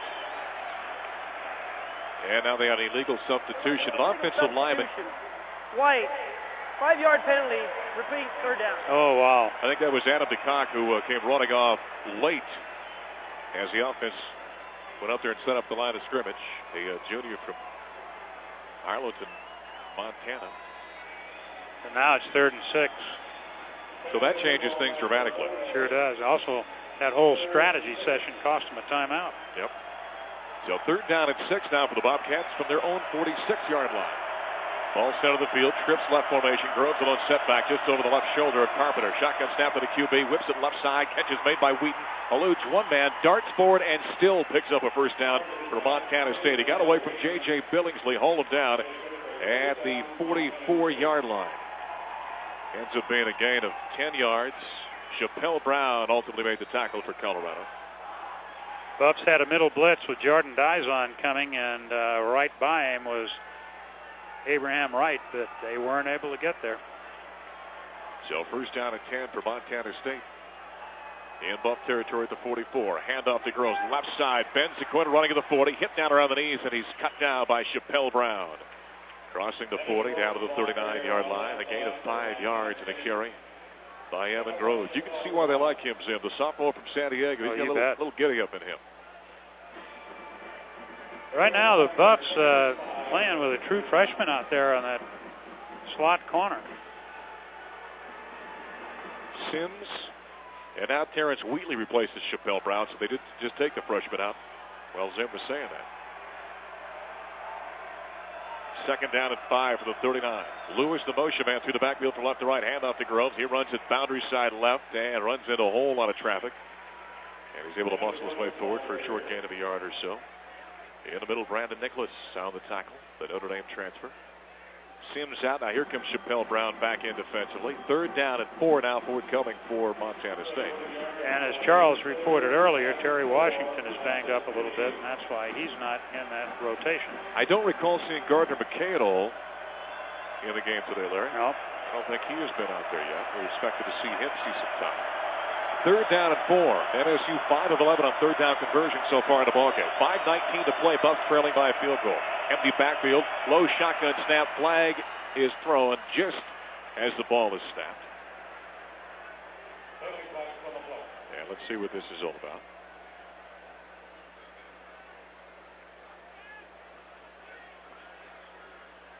Here comes our referee, Clete Blakeman. Prior to the snap, illegal snap by the center, number 57, on the offense. 5-yard penalty, repeat, third down. Now let me get this straight. Prior to the snap, it was an illegal snap? I think what happens, in fact, I'm looking over at our resident offensive lineman, Ryan Johannemeyer over here, and Verlanik, I think you have to come set before you snap it, and I don't think he balked essentially is what he did. Right. Yeah, he balked out there. Third down and 9 for the 43. Trips right formation, shotgun snap, the Carpenter retreats. Here comes the blitz with the middle. Jordan Dizon has him low, and coming in high and hauling him down is Walter Boydo. That's the third sack of the afternoon for Colorado. Jordan Dizon, the junior from Hawaii, came charging like a streak right up the middle, hit him low, and Boydo from the outside took him down for the top. Didn't get there last time, but he got there this time and pushed him right out into Walter's hands. Dizon had 3 sacks a year ago, a loss of 12 yards. And out is Rolovich to punt it away. Stephon Robinson retreats and sets over the 20-yard line off to our right for Colorado. 4:19 to play in the third quarter. 13-10 Montana State, surprisingly with the lead. Rolovich at the 33-yard line up to our left. Awaits his snap, takes it waist high, roll punt to the right. And this is just a line drive out of bounds to the near sideline. What is this? It's shot out of bounds at the 34-yard line, a 16-yard punt. They do this roll punt thing. They did that a lot last year with Travis Lulay. I'm not certain as to why, kind of more of a soccer style stepping to the right kind of kick. Lulay did that a lot last year. And Rolovich has kind of continued it this season. It's been ineffective in terms of field position. Colorado football brought to you in part by High Country Wire and Telephone. One-stop shopping for all your business, telephone, and internet needs. Give them a call at 303-467-5500. First down at 10 from the 34-yard line for Colorado now. Moving right to left. Snap to Cox, turns, hands off to Holiday. Right side, gets a nice block by Columbus. Lowers the shoulders and bulldogs his way forward out close to the 40-yard line. We'll call it the 39 as they hold him down. Bobby Daly, who's been active from his linebacker spot, makes a stop for the Bobcats, a gain of 5 yards. That's the kind of thing you like to do on first down, and let's see if the Buffs can settle down a little bit here and get a drive going. They really need to. You got to remember, this game will move along a little faster than you're used to. Well, you get that 5 yards and first down. Now you kind of put the defense back on his heels because you can do anything from here. Exactly. Second down and 5 from the 39-yard line. Ball right hash mark. Cox play action, sets, has all kinds of time, finally dumps it off over the middle. Catch is made by Dusty Sprague at the 42-yard line. He is hit and brought down immediately by Epikopo King, the linebacker from the Dalles, Oregon. 6 foot 212, a short gain of 3 yards. That is the first time we've mentioned Dusty's name today. He's been battling an ankle problem all year. He exits now. Samson Jagoras replaces him in the lineup as the fullback.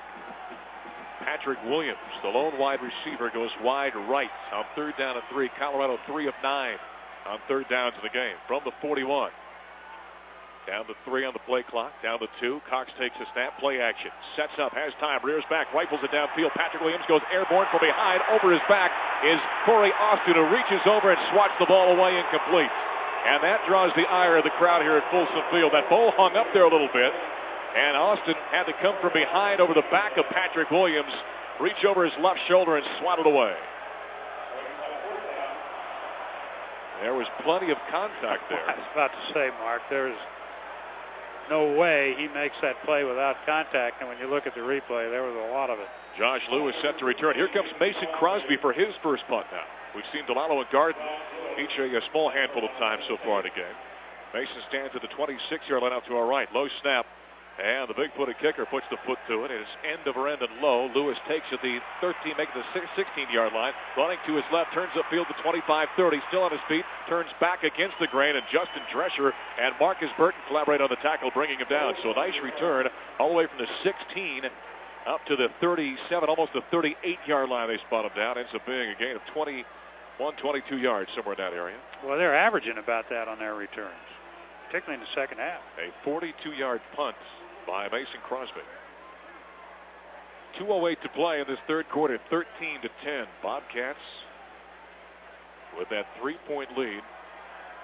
And the Buffs have been sluggish on defense. Potentially the result of having sluggish offense. It just kind of bleeds over to those other units at times. Buffalo's still looking for their first down in the second half.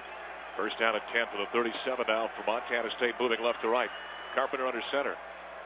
Takes a snap, retreats, sets up under duress now, whips it downfield, and just throws it out of bounds. Ben Burney, the nearest player down there, the safety for the Buffaloes. Nearest Bobcat receiver was Lewis. Incomplete, second down at 10. Brandon Nicholas got in there and got to cause Corey Carpenter to hurry up a little bit. He and Walter Boydo. Right now, Mo Lucas in at that left end position in place of Abraham Wright. Boydo on the other side, two interior linemen, Hippolyte and Nicholas. Second down at 10 for the 37-yard line. Out of the shotgun this time is Carpenter, who has left is Groves. Chest high snap, set, swing pass, safety valve, left side. Groves running at the 35, knocked out of bounds at the 38-yard line, almost the 39. By the Buffaloes, Marcus Burton, a gain of 2 yards. Brings up third down at 8. Marcus Burton got a lot of playing time a year ago out of Channelview, Texas. He's a 6', 240-pound sophomore.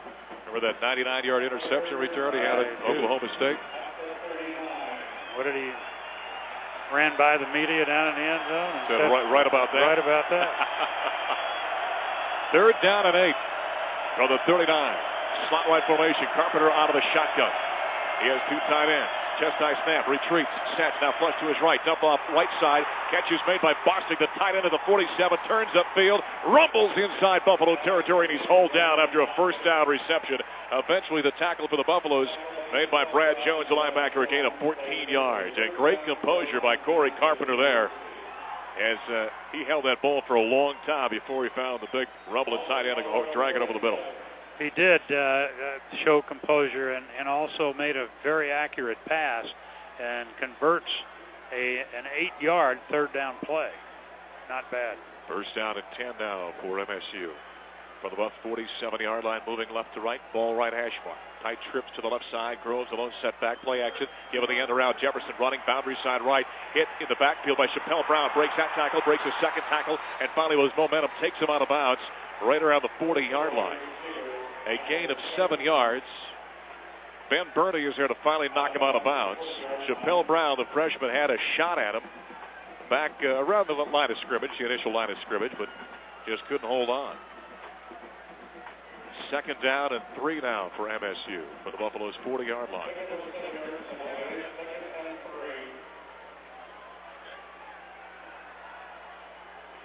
Montana State, ball right hash mark. Slot left formation. Wheaton in the slot. Lewis wide right. That's the boundary side. Snap to Carpenter. Pitch sweeping right side is Groves. He is hit by Nicholas as he stumbles down. Got hit around the 40-yard line. Stumbled forward. Let's see where they down him. They down him at the 36. And so that is a first down for Montana State after that gain of 4. Let's go down to the sideline now to Charles Johnson. Hey guys, we talked about Terry Washington being out of that cornerback rotation. Lorenzo Sims sprinting to the locker room just momentarily, just made his way back onto the field Don't know whether it was equipment or health, but he was out for the last several plays on defense for the Buffs. All right, CJ, first down and 10 for Montana State now from the Buffaloes' 36-yard line. 13-10. Buffs trail this one. MSU with the ball. Carpenter the snap. Play action. Sets up with the 47. Throws over the middle. Wheaton wide open. Comes back. Makes the grab. And he's hauled down by J.J. Billingsley right there at the 15-yard line. Another double-digit pickup of 21 yards for Montana State. And right now, the Bobcats making it look easy out there.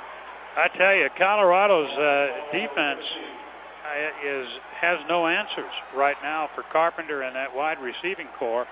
And you can almost see it looks the way they're carrying themselves. They're beginning to doubt a little bit, and that's not a good sign. Down to the final 30 seconds of this third period. 13-10 Montana State with the ball. First and 10 for the Buffs' 15-yard line. Tight receiver cluster to the right and off the snap. All kinds of plays. And we'll see what this is.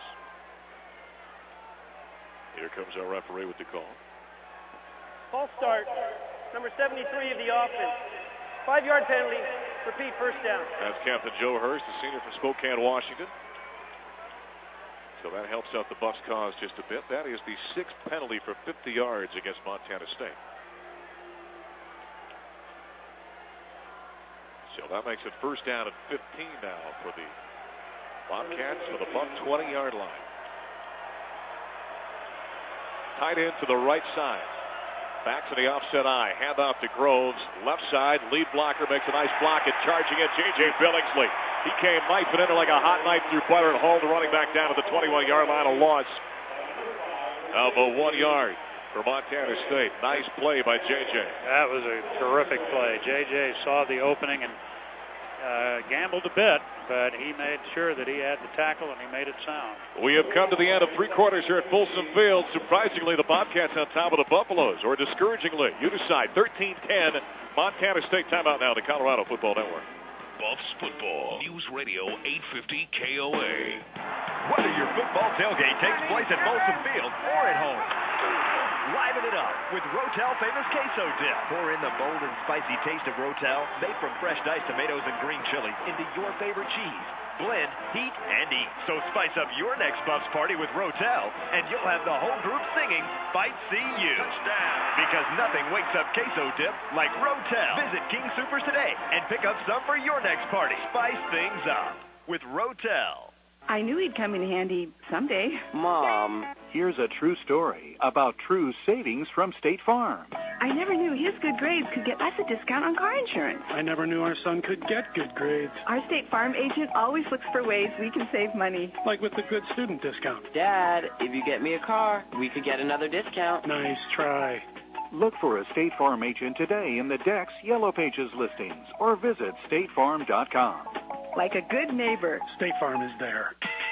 Hey, this is Larry the Lynx for Frontier. Oh, what's that noise? It's your pal Sal, the new spokesperson for the EWTA. What? Electric Whitening Toothbrush Association. I'm making appearances in Vegas, Phoenix, Kansas City, all over. Let me demonstrate.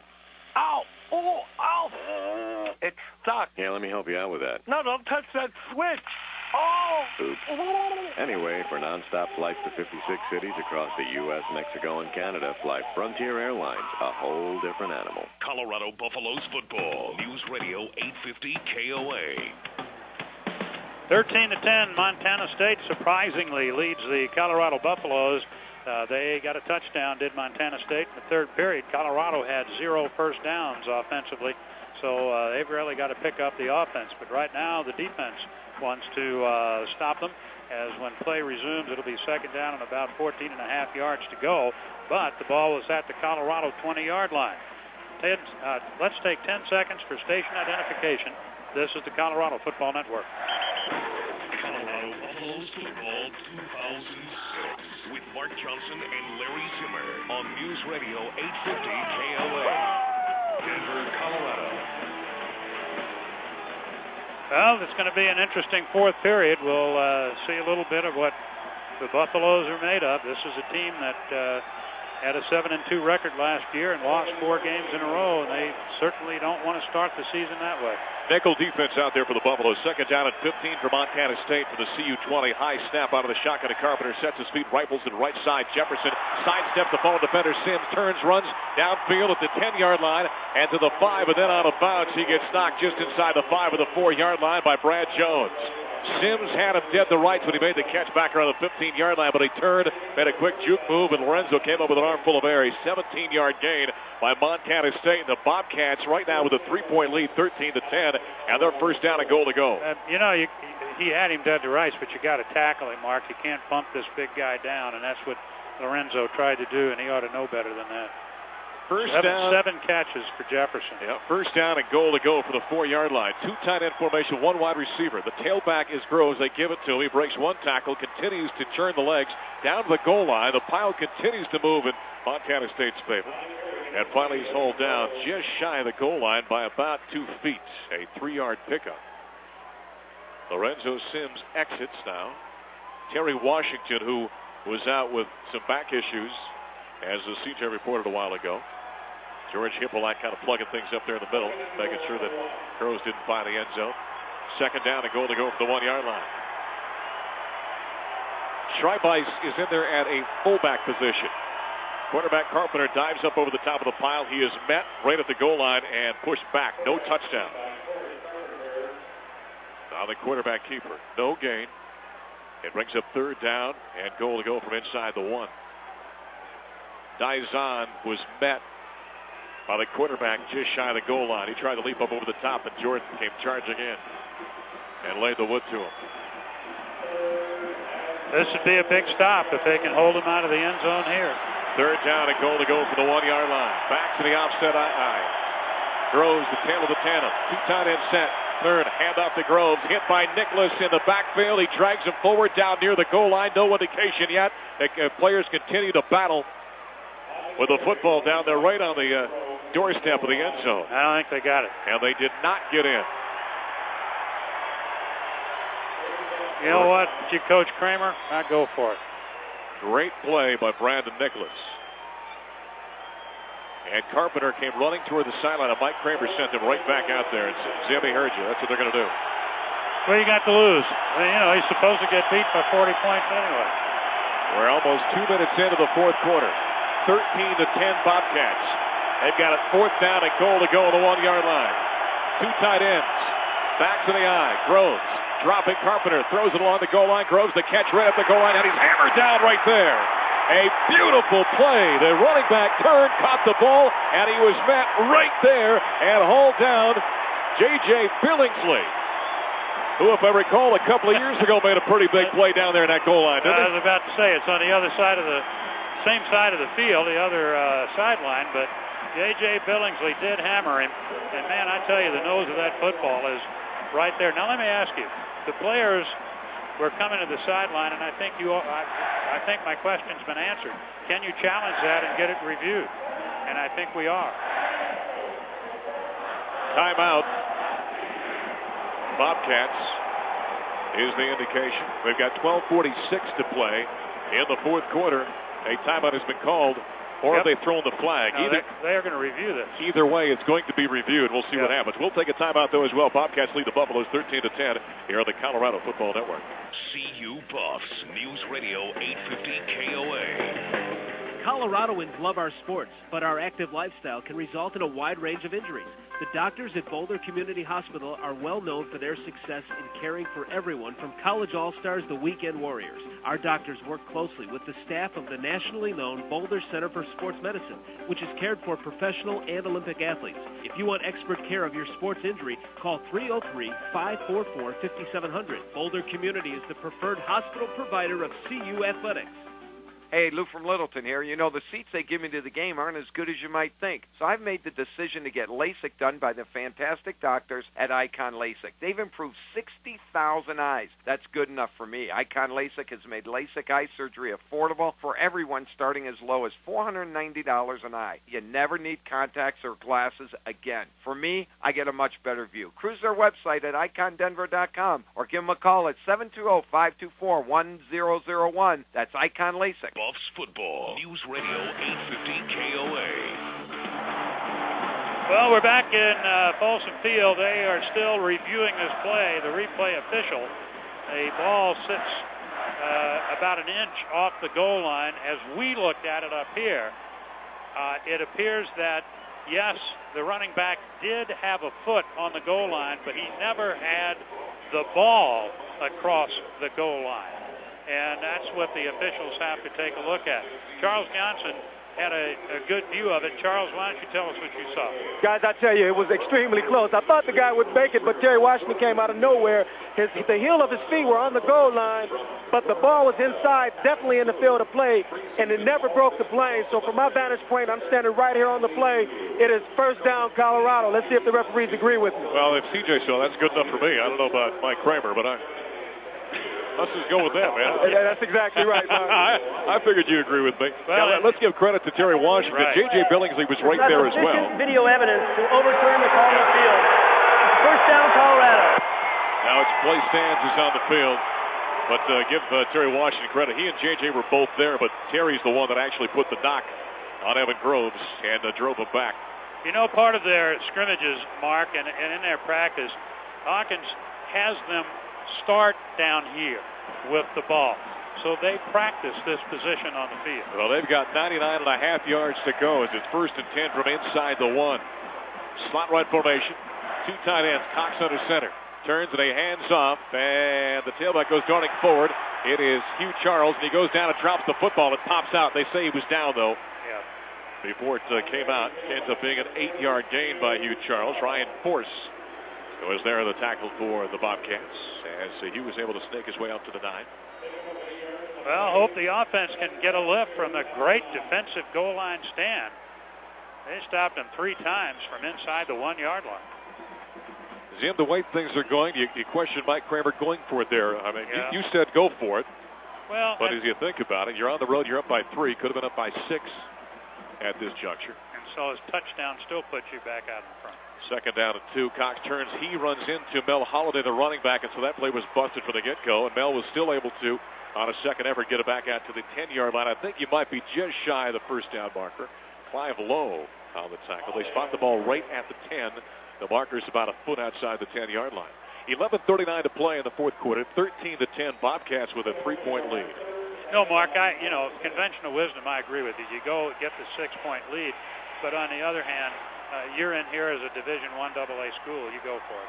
3rd down and 1 for the 10. Quarterback keeper. Nice push up front as James Cox goes diving forward out across the 11 to about the 11.5-yard area. And so that's a first down. Hey, it's easy for me to say it. I'm sitting up here. I don't have to go back to Bozeman. I've always said I've never lost a game my entire life. I got an undefeated record sitting up here. I've never been wrong in one of those decisions. I tell you, Bozeman's not a bad place to go back to. Gorgeous up there. Not bad. I was talking with one of the folks from Montana before the game. They said Bozeman's just like Boulder Light. Yeah. All of the amenities, half the calories, right? There you go. First down and 10 for the 11. Cox turns. Hands off. And Byron Ellis off the right side, grabbed around the knees, and he is hauled down.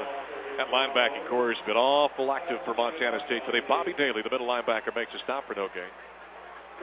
2nd down and roughly 10 to go. They have a Christmas or around holiday basketball tournament between Christmas and New Year's up there. Buffs played in that one year, got beat in the finals by the Bobcats. Patrick Williams goes wide right. That's the boundary side of the formation. Elvin Barnett goes wide left on 2nd down and 10 for the 11. H-back to the right side. One running back behind James Cox. Cox drops, sets up, has time, whips it down the left sideline into double coverage, and it's incomplete. Elvin Barnett was down there, but he was surrounded on either side by Marcosis LeBlanc and Corey Austin. Incomplete pass. Well, I don't know. I think that Cox threw a good ball there right between those defenders, and it went right through the hands of Barnett. I got to say again, Mark, I think he should have caught that ball. LeBlanc, he might have tipped that, though. He might have. Yeah, there might have been a deflection of that ball. 3rd down and 10 for the 11-yard line. Buffalo's 4 of 11 on 3rd down conversions. 4 wide receivers, 2 right, 2 left. Marching from left to right. James Cox under center, Mark Fenton. Long cadence at the line of scrimmage. 5-step drop, sets up, has time, dumps over the middle. Ellis the catch at the 17-yard line, turns upfield, but he's immediately grabbed and hauled down. Again, that middle linebacker, Bobby Daly, on the tackle. That brings up 4th down. The Buffs end up about 3 yards shy of the first down marker. So the Buffs have still had only 1 first down now in the second half. Josh Lewis back to return for Montana State. He stands at the 40-yard line up to our right.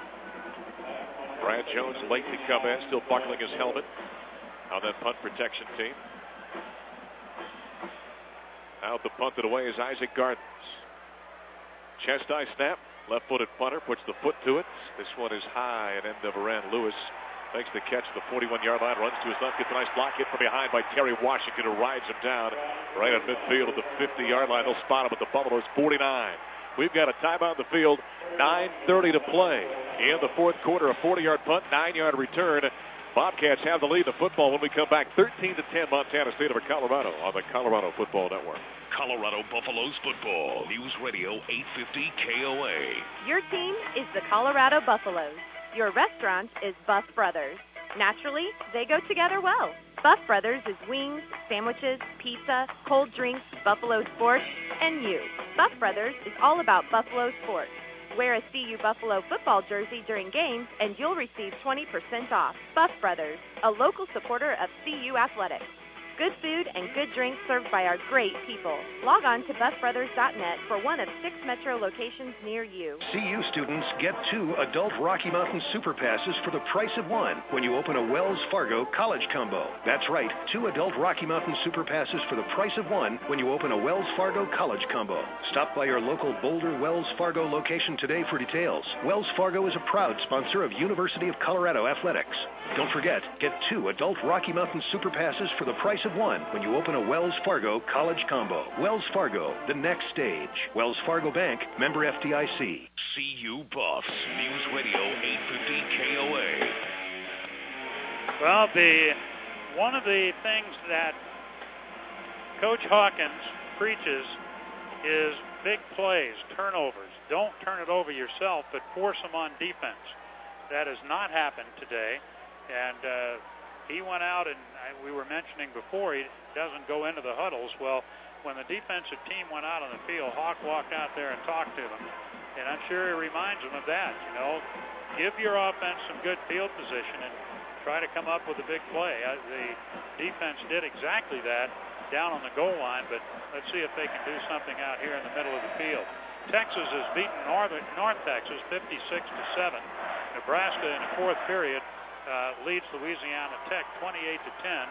These are some of the Verizon wireless calls around the nation. We'll have more after the play. All right, 9:24 to play in the fourth period, 13-10. Montana State now with the football, 1st and 10 for the Buffs, 49-yard line, moving right to left. Snap to Carpenter, retreats, has time, whips it right side, and the catch is made by Bostic, the tight end. There is a flag in the play, gain of 3 yards as it stands right now. J.J. Billingsley on the tackle out in the right flat. I think that's going to be a hold. And the indication is a hold. Holding, offense, number 73, 10-yard penalty, repeat, first down.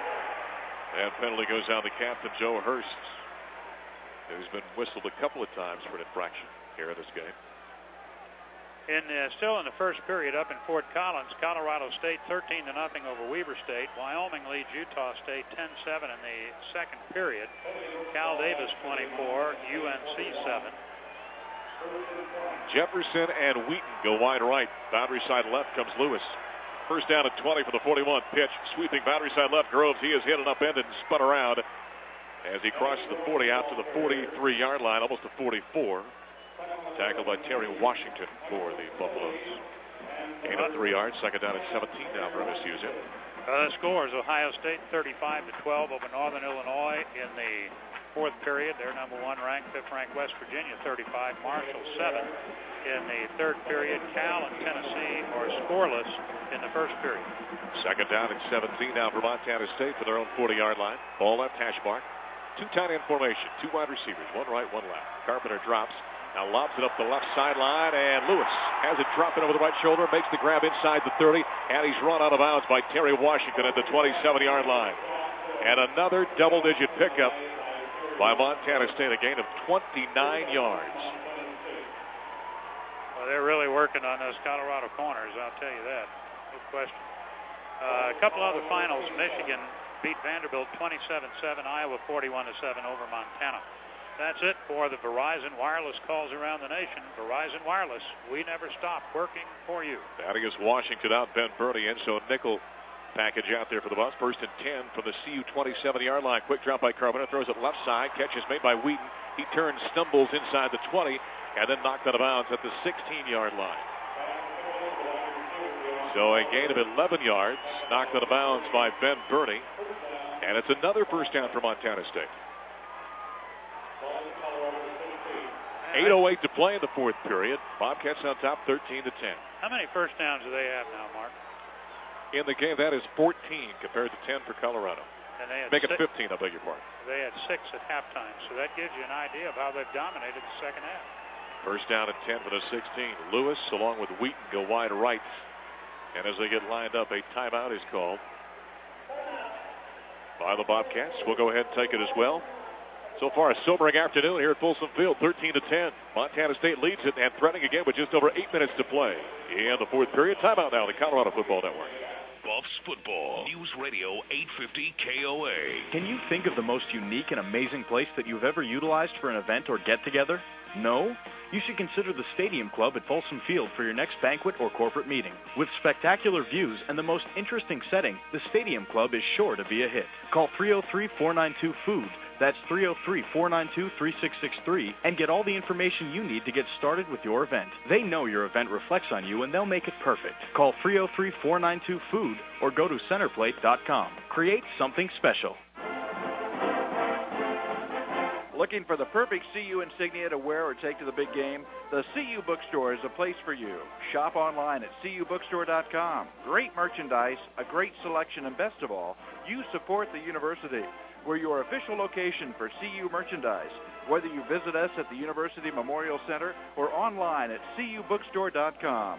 The CU Bookstore, where your dollars stay on campus. Colorado Buffaloes football, News Radio 850 KOA.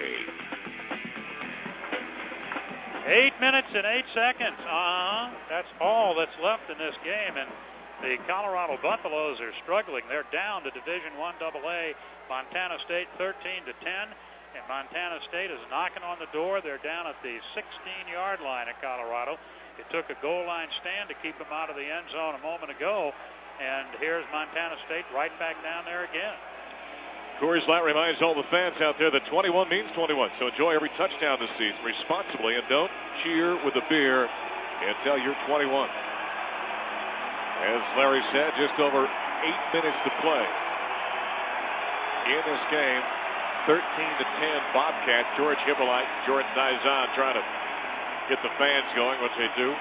And here come the Bobcats on offense again. Carpenter leading the way out there. Jefferson and Wheaton go wide right, wide left. Is Lewis. The lone running back is Groves. First and 10 for the 16.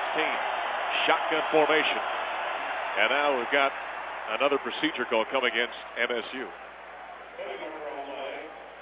Well, I tell you, that's the only thing that slows them down. Carpenter, I think, has been pretty spectacular. False start. Number 75 of the offense. 5-yard penalty.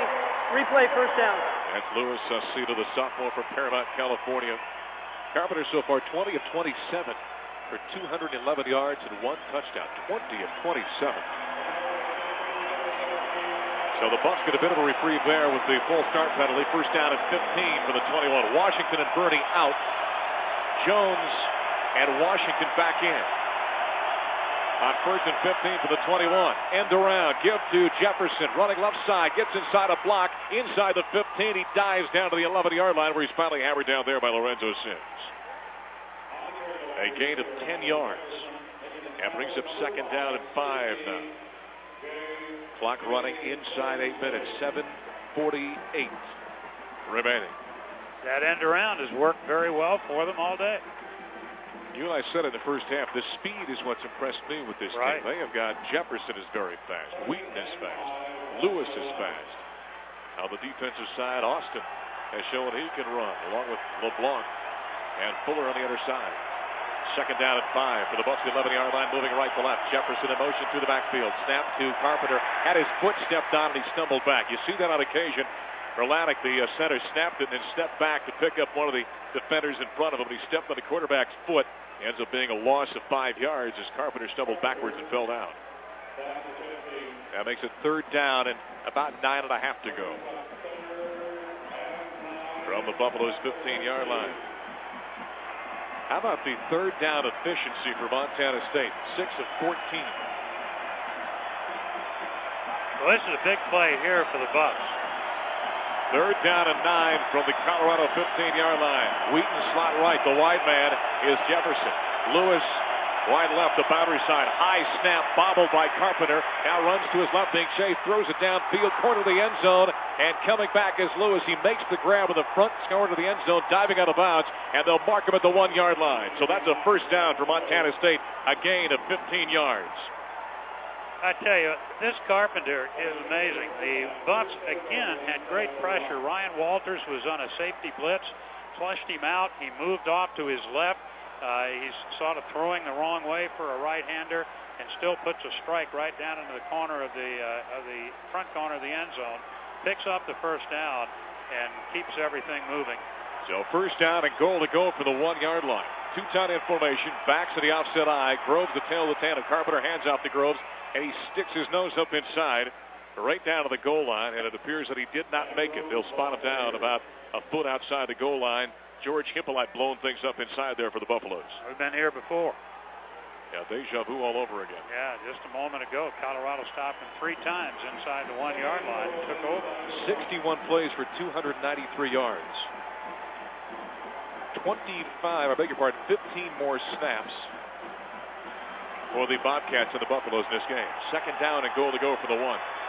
Wide left is Jefferson. Again, back to the offset eye. 2 tight ends. Carpenter turns, gives out to Groves, bounces up the pile, and he's twisted down as he tries to sneak his way off the left-hand side. Thaddeus Washington grabbed him and just twisted him down right there. In fact, ends up being a loss of a yard. Actually, back out to the 2-yard line. Officially, it would be a yard, but Mark, actually, that ball was inside the 1. Yeah, it's about a yard and a half, actually. Yeah. 5:38 to play. 13-10. Colorado has got to keep the Bobcats out here a second time. Well, they ought to spread it out now. They've been trying to go up the middle unsuccessfully. Third down and goal to go for the 2. 3 wide receiver formation. Wheaton, motion man. Carpenter drops, rolls to his right under pressure, throws it back corner of the end zone. Jefferson high in the air, jumps, can't get there. He was open. The ball was just overthrown. Lorenzo Sims, Spider-Man, came charging in, but he was late. He had been burnt. And now, unlike last time when Mike Kramer tried to go for it on 4 consecutive plays, now he brings in the kicker. Yeah, it's a little further away from the goal line, and I totally agree with that. Jeff Hastings, the senior from Long Beach, California, has already kicked a field goal earlier in this game. 13-10 our score. He'll try and make it a 6-point advantage. The holder is Carpenter at the 9, so a 19-yard field goal just inside the left hash mark. Snap high, put down by Carpenter. Kick is up, it's on its way, and it is good. And so the Bobcats extend their lead, 16-10 with 5:12 to play in the fourth quarter. It's been that kind of afternoon. The Buffaloes trailing here on the Colorado Football Network. CU Buffs, News Radio 850 KOA. From weekend joggers to the CU Buffs football team, athletes in the know rely on CU Sports Medicine for all their orthopedic needs. For more than 10 years, the doctors at CU Sports Medicine have been providing athletes of all ages and abilities with comprehensive sports medicine services aimed at bringing out their personal best. For more information on CU Sports Medicine now in Boulder and Denver, call today, 303-871-7752, 303-871-7752. CU students get 2 adult Rocky Mountain Super Passes for the price of 1 when you open a Wells Fargo College Combo. That's right, 2 adult Rocky Mountain Super Passes for the price of 1 when you open a Wells Fargo College Combo. Stop by your local Boulder Wells Fargo location today for details. Wells Fargo is a proud sponsor of University of Colorado Athletics. Don't forget, get 2 adult Rocky Mountain Super Passes for the price of 1 when you open a Wells Fargo College Combo. Wells Fargo, the next stage. Wells Fargo Bank, member FDIC. Buffs Football, News Radio 850 KOA. Well, we have 5 minutes and 12 seconds left to go. The Bobcats, who have dominated the second half of this football game, have just driven from the Colorado 49. They used 9 plays and kicked a 19-yard field goal. Hastings, who's 3 for 3 today, and they have a 16-10 lead. The bright side of that is by Colorado keeping them out of the end zone, they're still a touchdown away from taking the lead. If they could finally get something going offensively, which they have not done at all in the second half, they've had 1 first down to show for 4 possessions in the second half. If they can get something going offensively, get down into the end zone, they can win this football game. Even though it would be a hollow victory, I think they'll take it right now at 1 point. Well, Fisher is set to kick off. You never know what's going to happen on his kickoff. For Montana State, Stephon Robinson is back deep. He along with Chappelle Brown. Stephon takes it at the 1. Runs straight ahead, 5-10, right at the 15.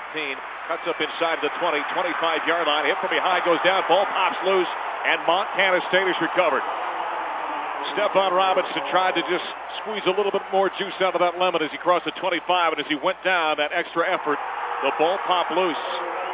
And Montana State has come up with it with 4:59 to play in the fourth quarter and a 16-10 lead. Holy cow. Bryant Matthews, a backup linebacker, recovers. And that is the first turnover. The hit was by Andre Fuller. He hit Stephon Robinson from behind and poked the ball out with the left hand. And here comes Corey Carpenter. And the Bobcats offense. By the way, that drive information on the last score by MSU, 9 plays, 49 yards, 4:18 the time of possession. 5:12 the fourth, the time of the score, 19-yard field goal by Hastings. And it has gone suddenly deathly quiet here at Folsom Field. First and 10 for the 27. Carpenter turns, hands off to Groves. He finds nothing up the right side. Maybe got back to the line of scrimmage. Tackle for the Buffaloes, recorded by Ben Burney. Bostic out. Another wide receiver comes in, Deion Tolliver, for Mike Kramer's Bobcats. 4 wide receiver set. Make it 5, I beg your pardon, as Groves comes very wide left. Second down and a long 10. Shotgun snap to Carpenter. Receiver screen, left side, Jefferson to catch.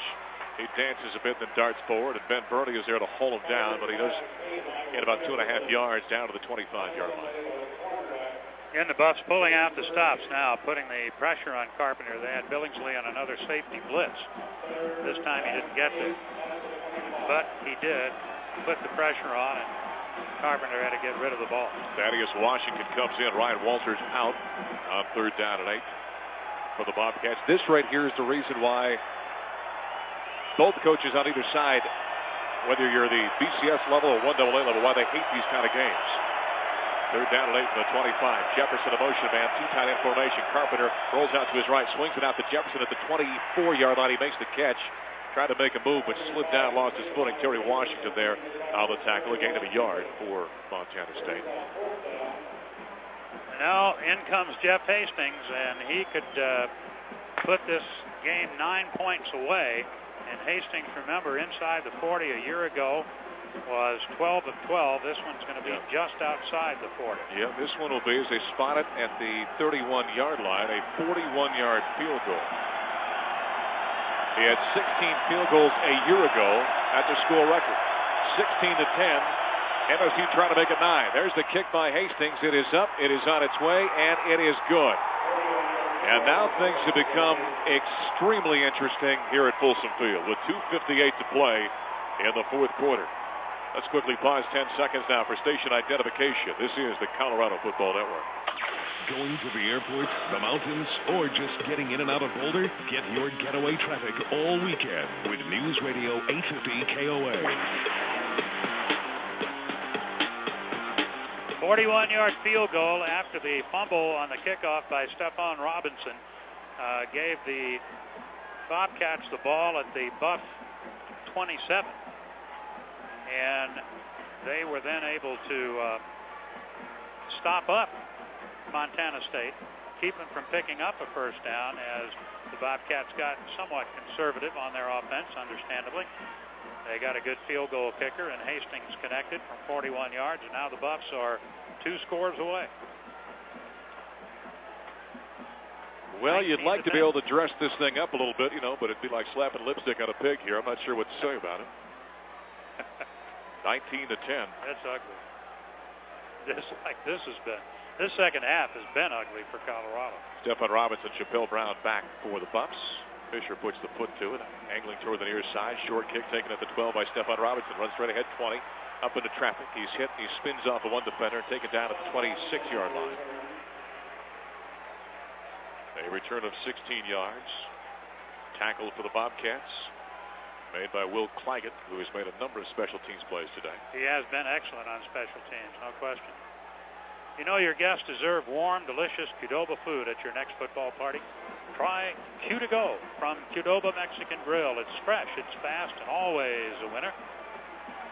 What are you going to love at Qdoba? Mark says everything. Well, I've tried it all, and I've loved it all. First and 10 for the 26 for Colorado. 2.5 to play. Down by 9.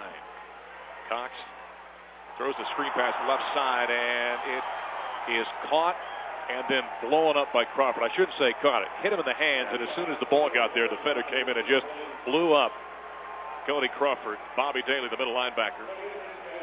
And so it ends up being incomplete. Second down at 10.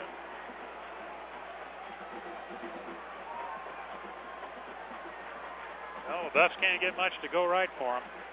No. Crawford and Patrick Williams go wide to the left. Boundary side right comes Elvin Barnett. Second down at 10 for the 26. We're down to 2:25 to play. Cox retreats, sets, scans the secondary, throws over the middle, spinning and coming down with a nice reception is Ryan Gear, the young tight end. He dropped one earlier in the end zone, but this one thrown again behind him. He had to reach back for it. He goes down at midfield after making a beautiful reception. A gain of 24 yards for Colorado there at midfield. That's a similar play to the one they completed to Dan Getch earlier.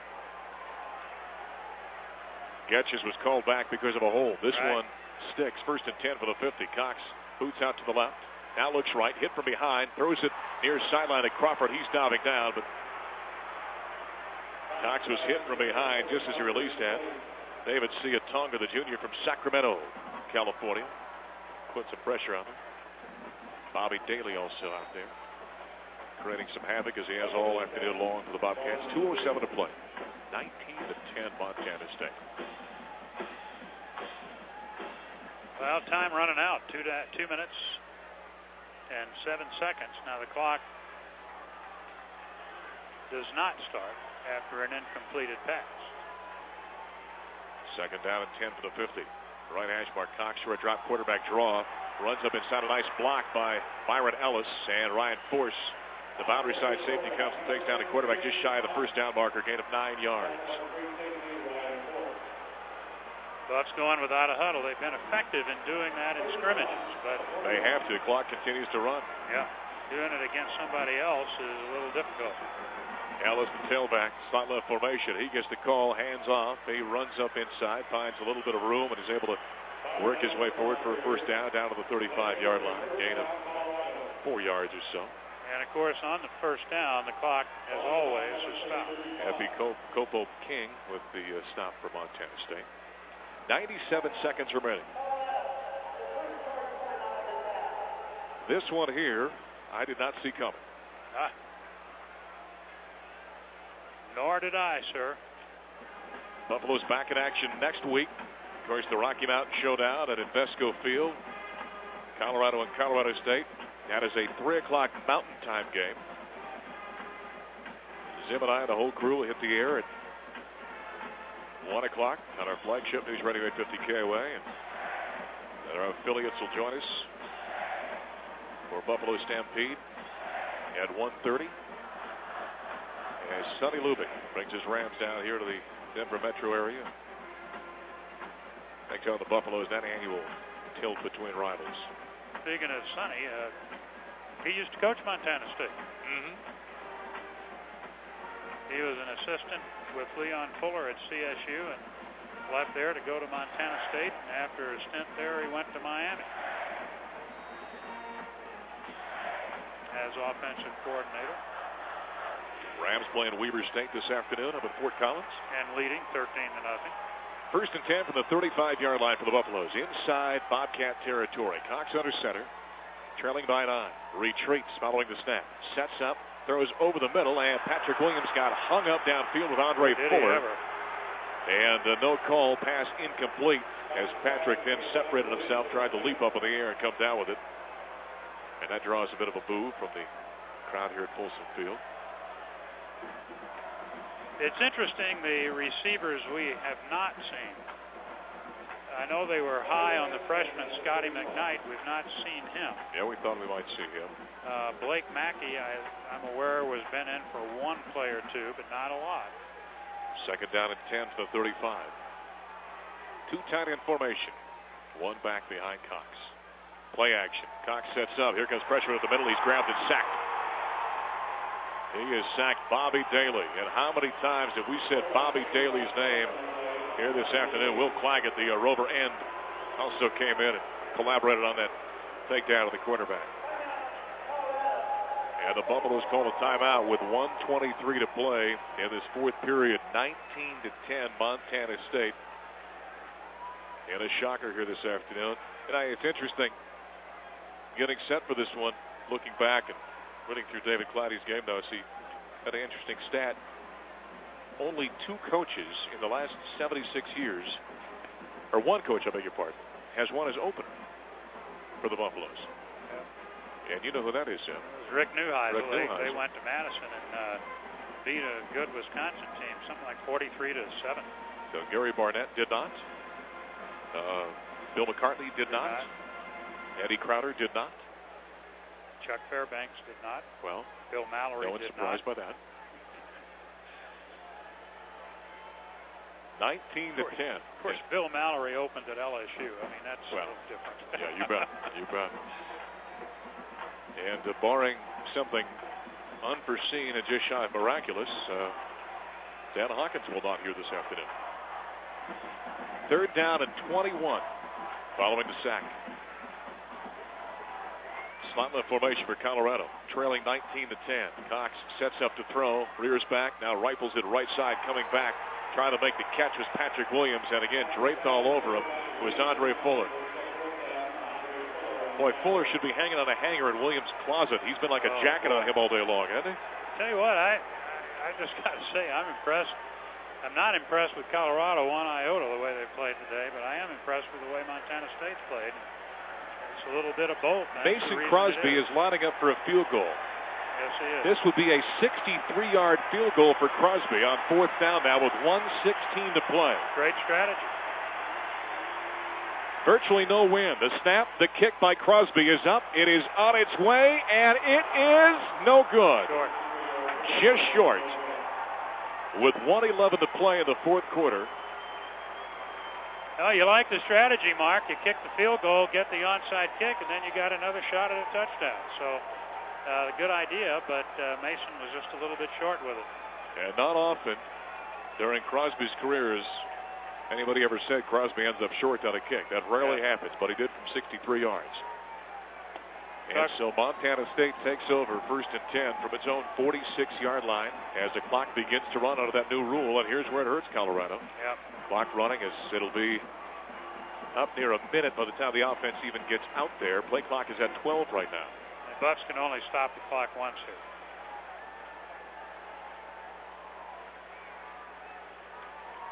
Carpenter with the snap, steps back, kneels down. Well, I think it's fair to say Colorado's embarrassed by this. And unfortunately, Hawkins had built up so much momentum coming in here. People were so excited about the start of this season. And this is a gigantic damper. If you had a barrel of Gatorade, you just threw it over the stadium and dampened everything. Colorado State at halftime leads Weber State 16-3. Wyoming 10-7 over Utah State in the third, and Cal Davis final over UNC 38-7. UNC joining the Big Sky this year, and that's a Big Sky conference game for them. Well, the Buffaloes did burn their last time out, and so there are 46 seconds remaining. But this one will end with a loss. The first foray into playing a 1AA opponent ends up in a loss for the Colorado Buffaloes. And it goes all the way back to 1927, but Montana State now has a 3-1 lead in the series. And a 3-game win streak. Right. And that may be the end of the series as Carpenter puts his knee down. Why would you want to play him again? 19-10. Well, I tell you what, my hat's off to Mike Kramer and his staff and his team. They came in here and no fluke about this one. They were the better football team. I don't care what the division is. Bobcats have to snap it one more time. There's about a 4-second differential. And this one will be over. And the Buffs have now lost 5 straight football games, going back to last year. Snap to Carpenter, puts the knee down. That'll do it. And one word about sums this one up. Ouch. Bobcats run out, pour some Gatorade on Mike Kramer. He and Dan Hawkins meet about midfield. 19-10. Your final score as the Buffaloes open up the Dan Hawkins era with a loss to a 1AA opponent here at Folsom Field. Well, it'll be a not-so-happy recap of this one as Larry Zimmer's headed on down to the locker room. He and Charles will be down there. We'll talk with Hawk at one point during the postgame. We'll recap this one, as painful as that might be. We'll have a number of player interviews, run over these statistics, and put cry a a little. Well, yeah, put a cap on this one and then tuck it away in the short memory bank and get rid of it as quick as possible. And the Bobcats holding their helmets high as they run off the field. Hey, they deserve it. No doubt. Hey, give them all the credit in the world. All the credit. They played fantastic here today. They won.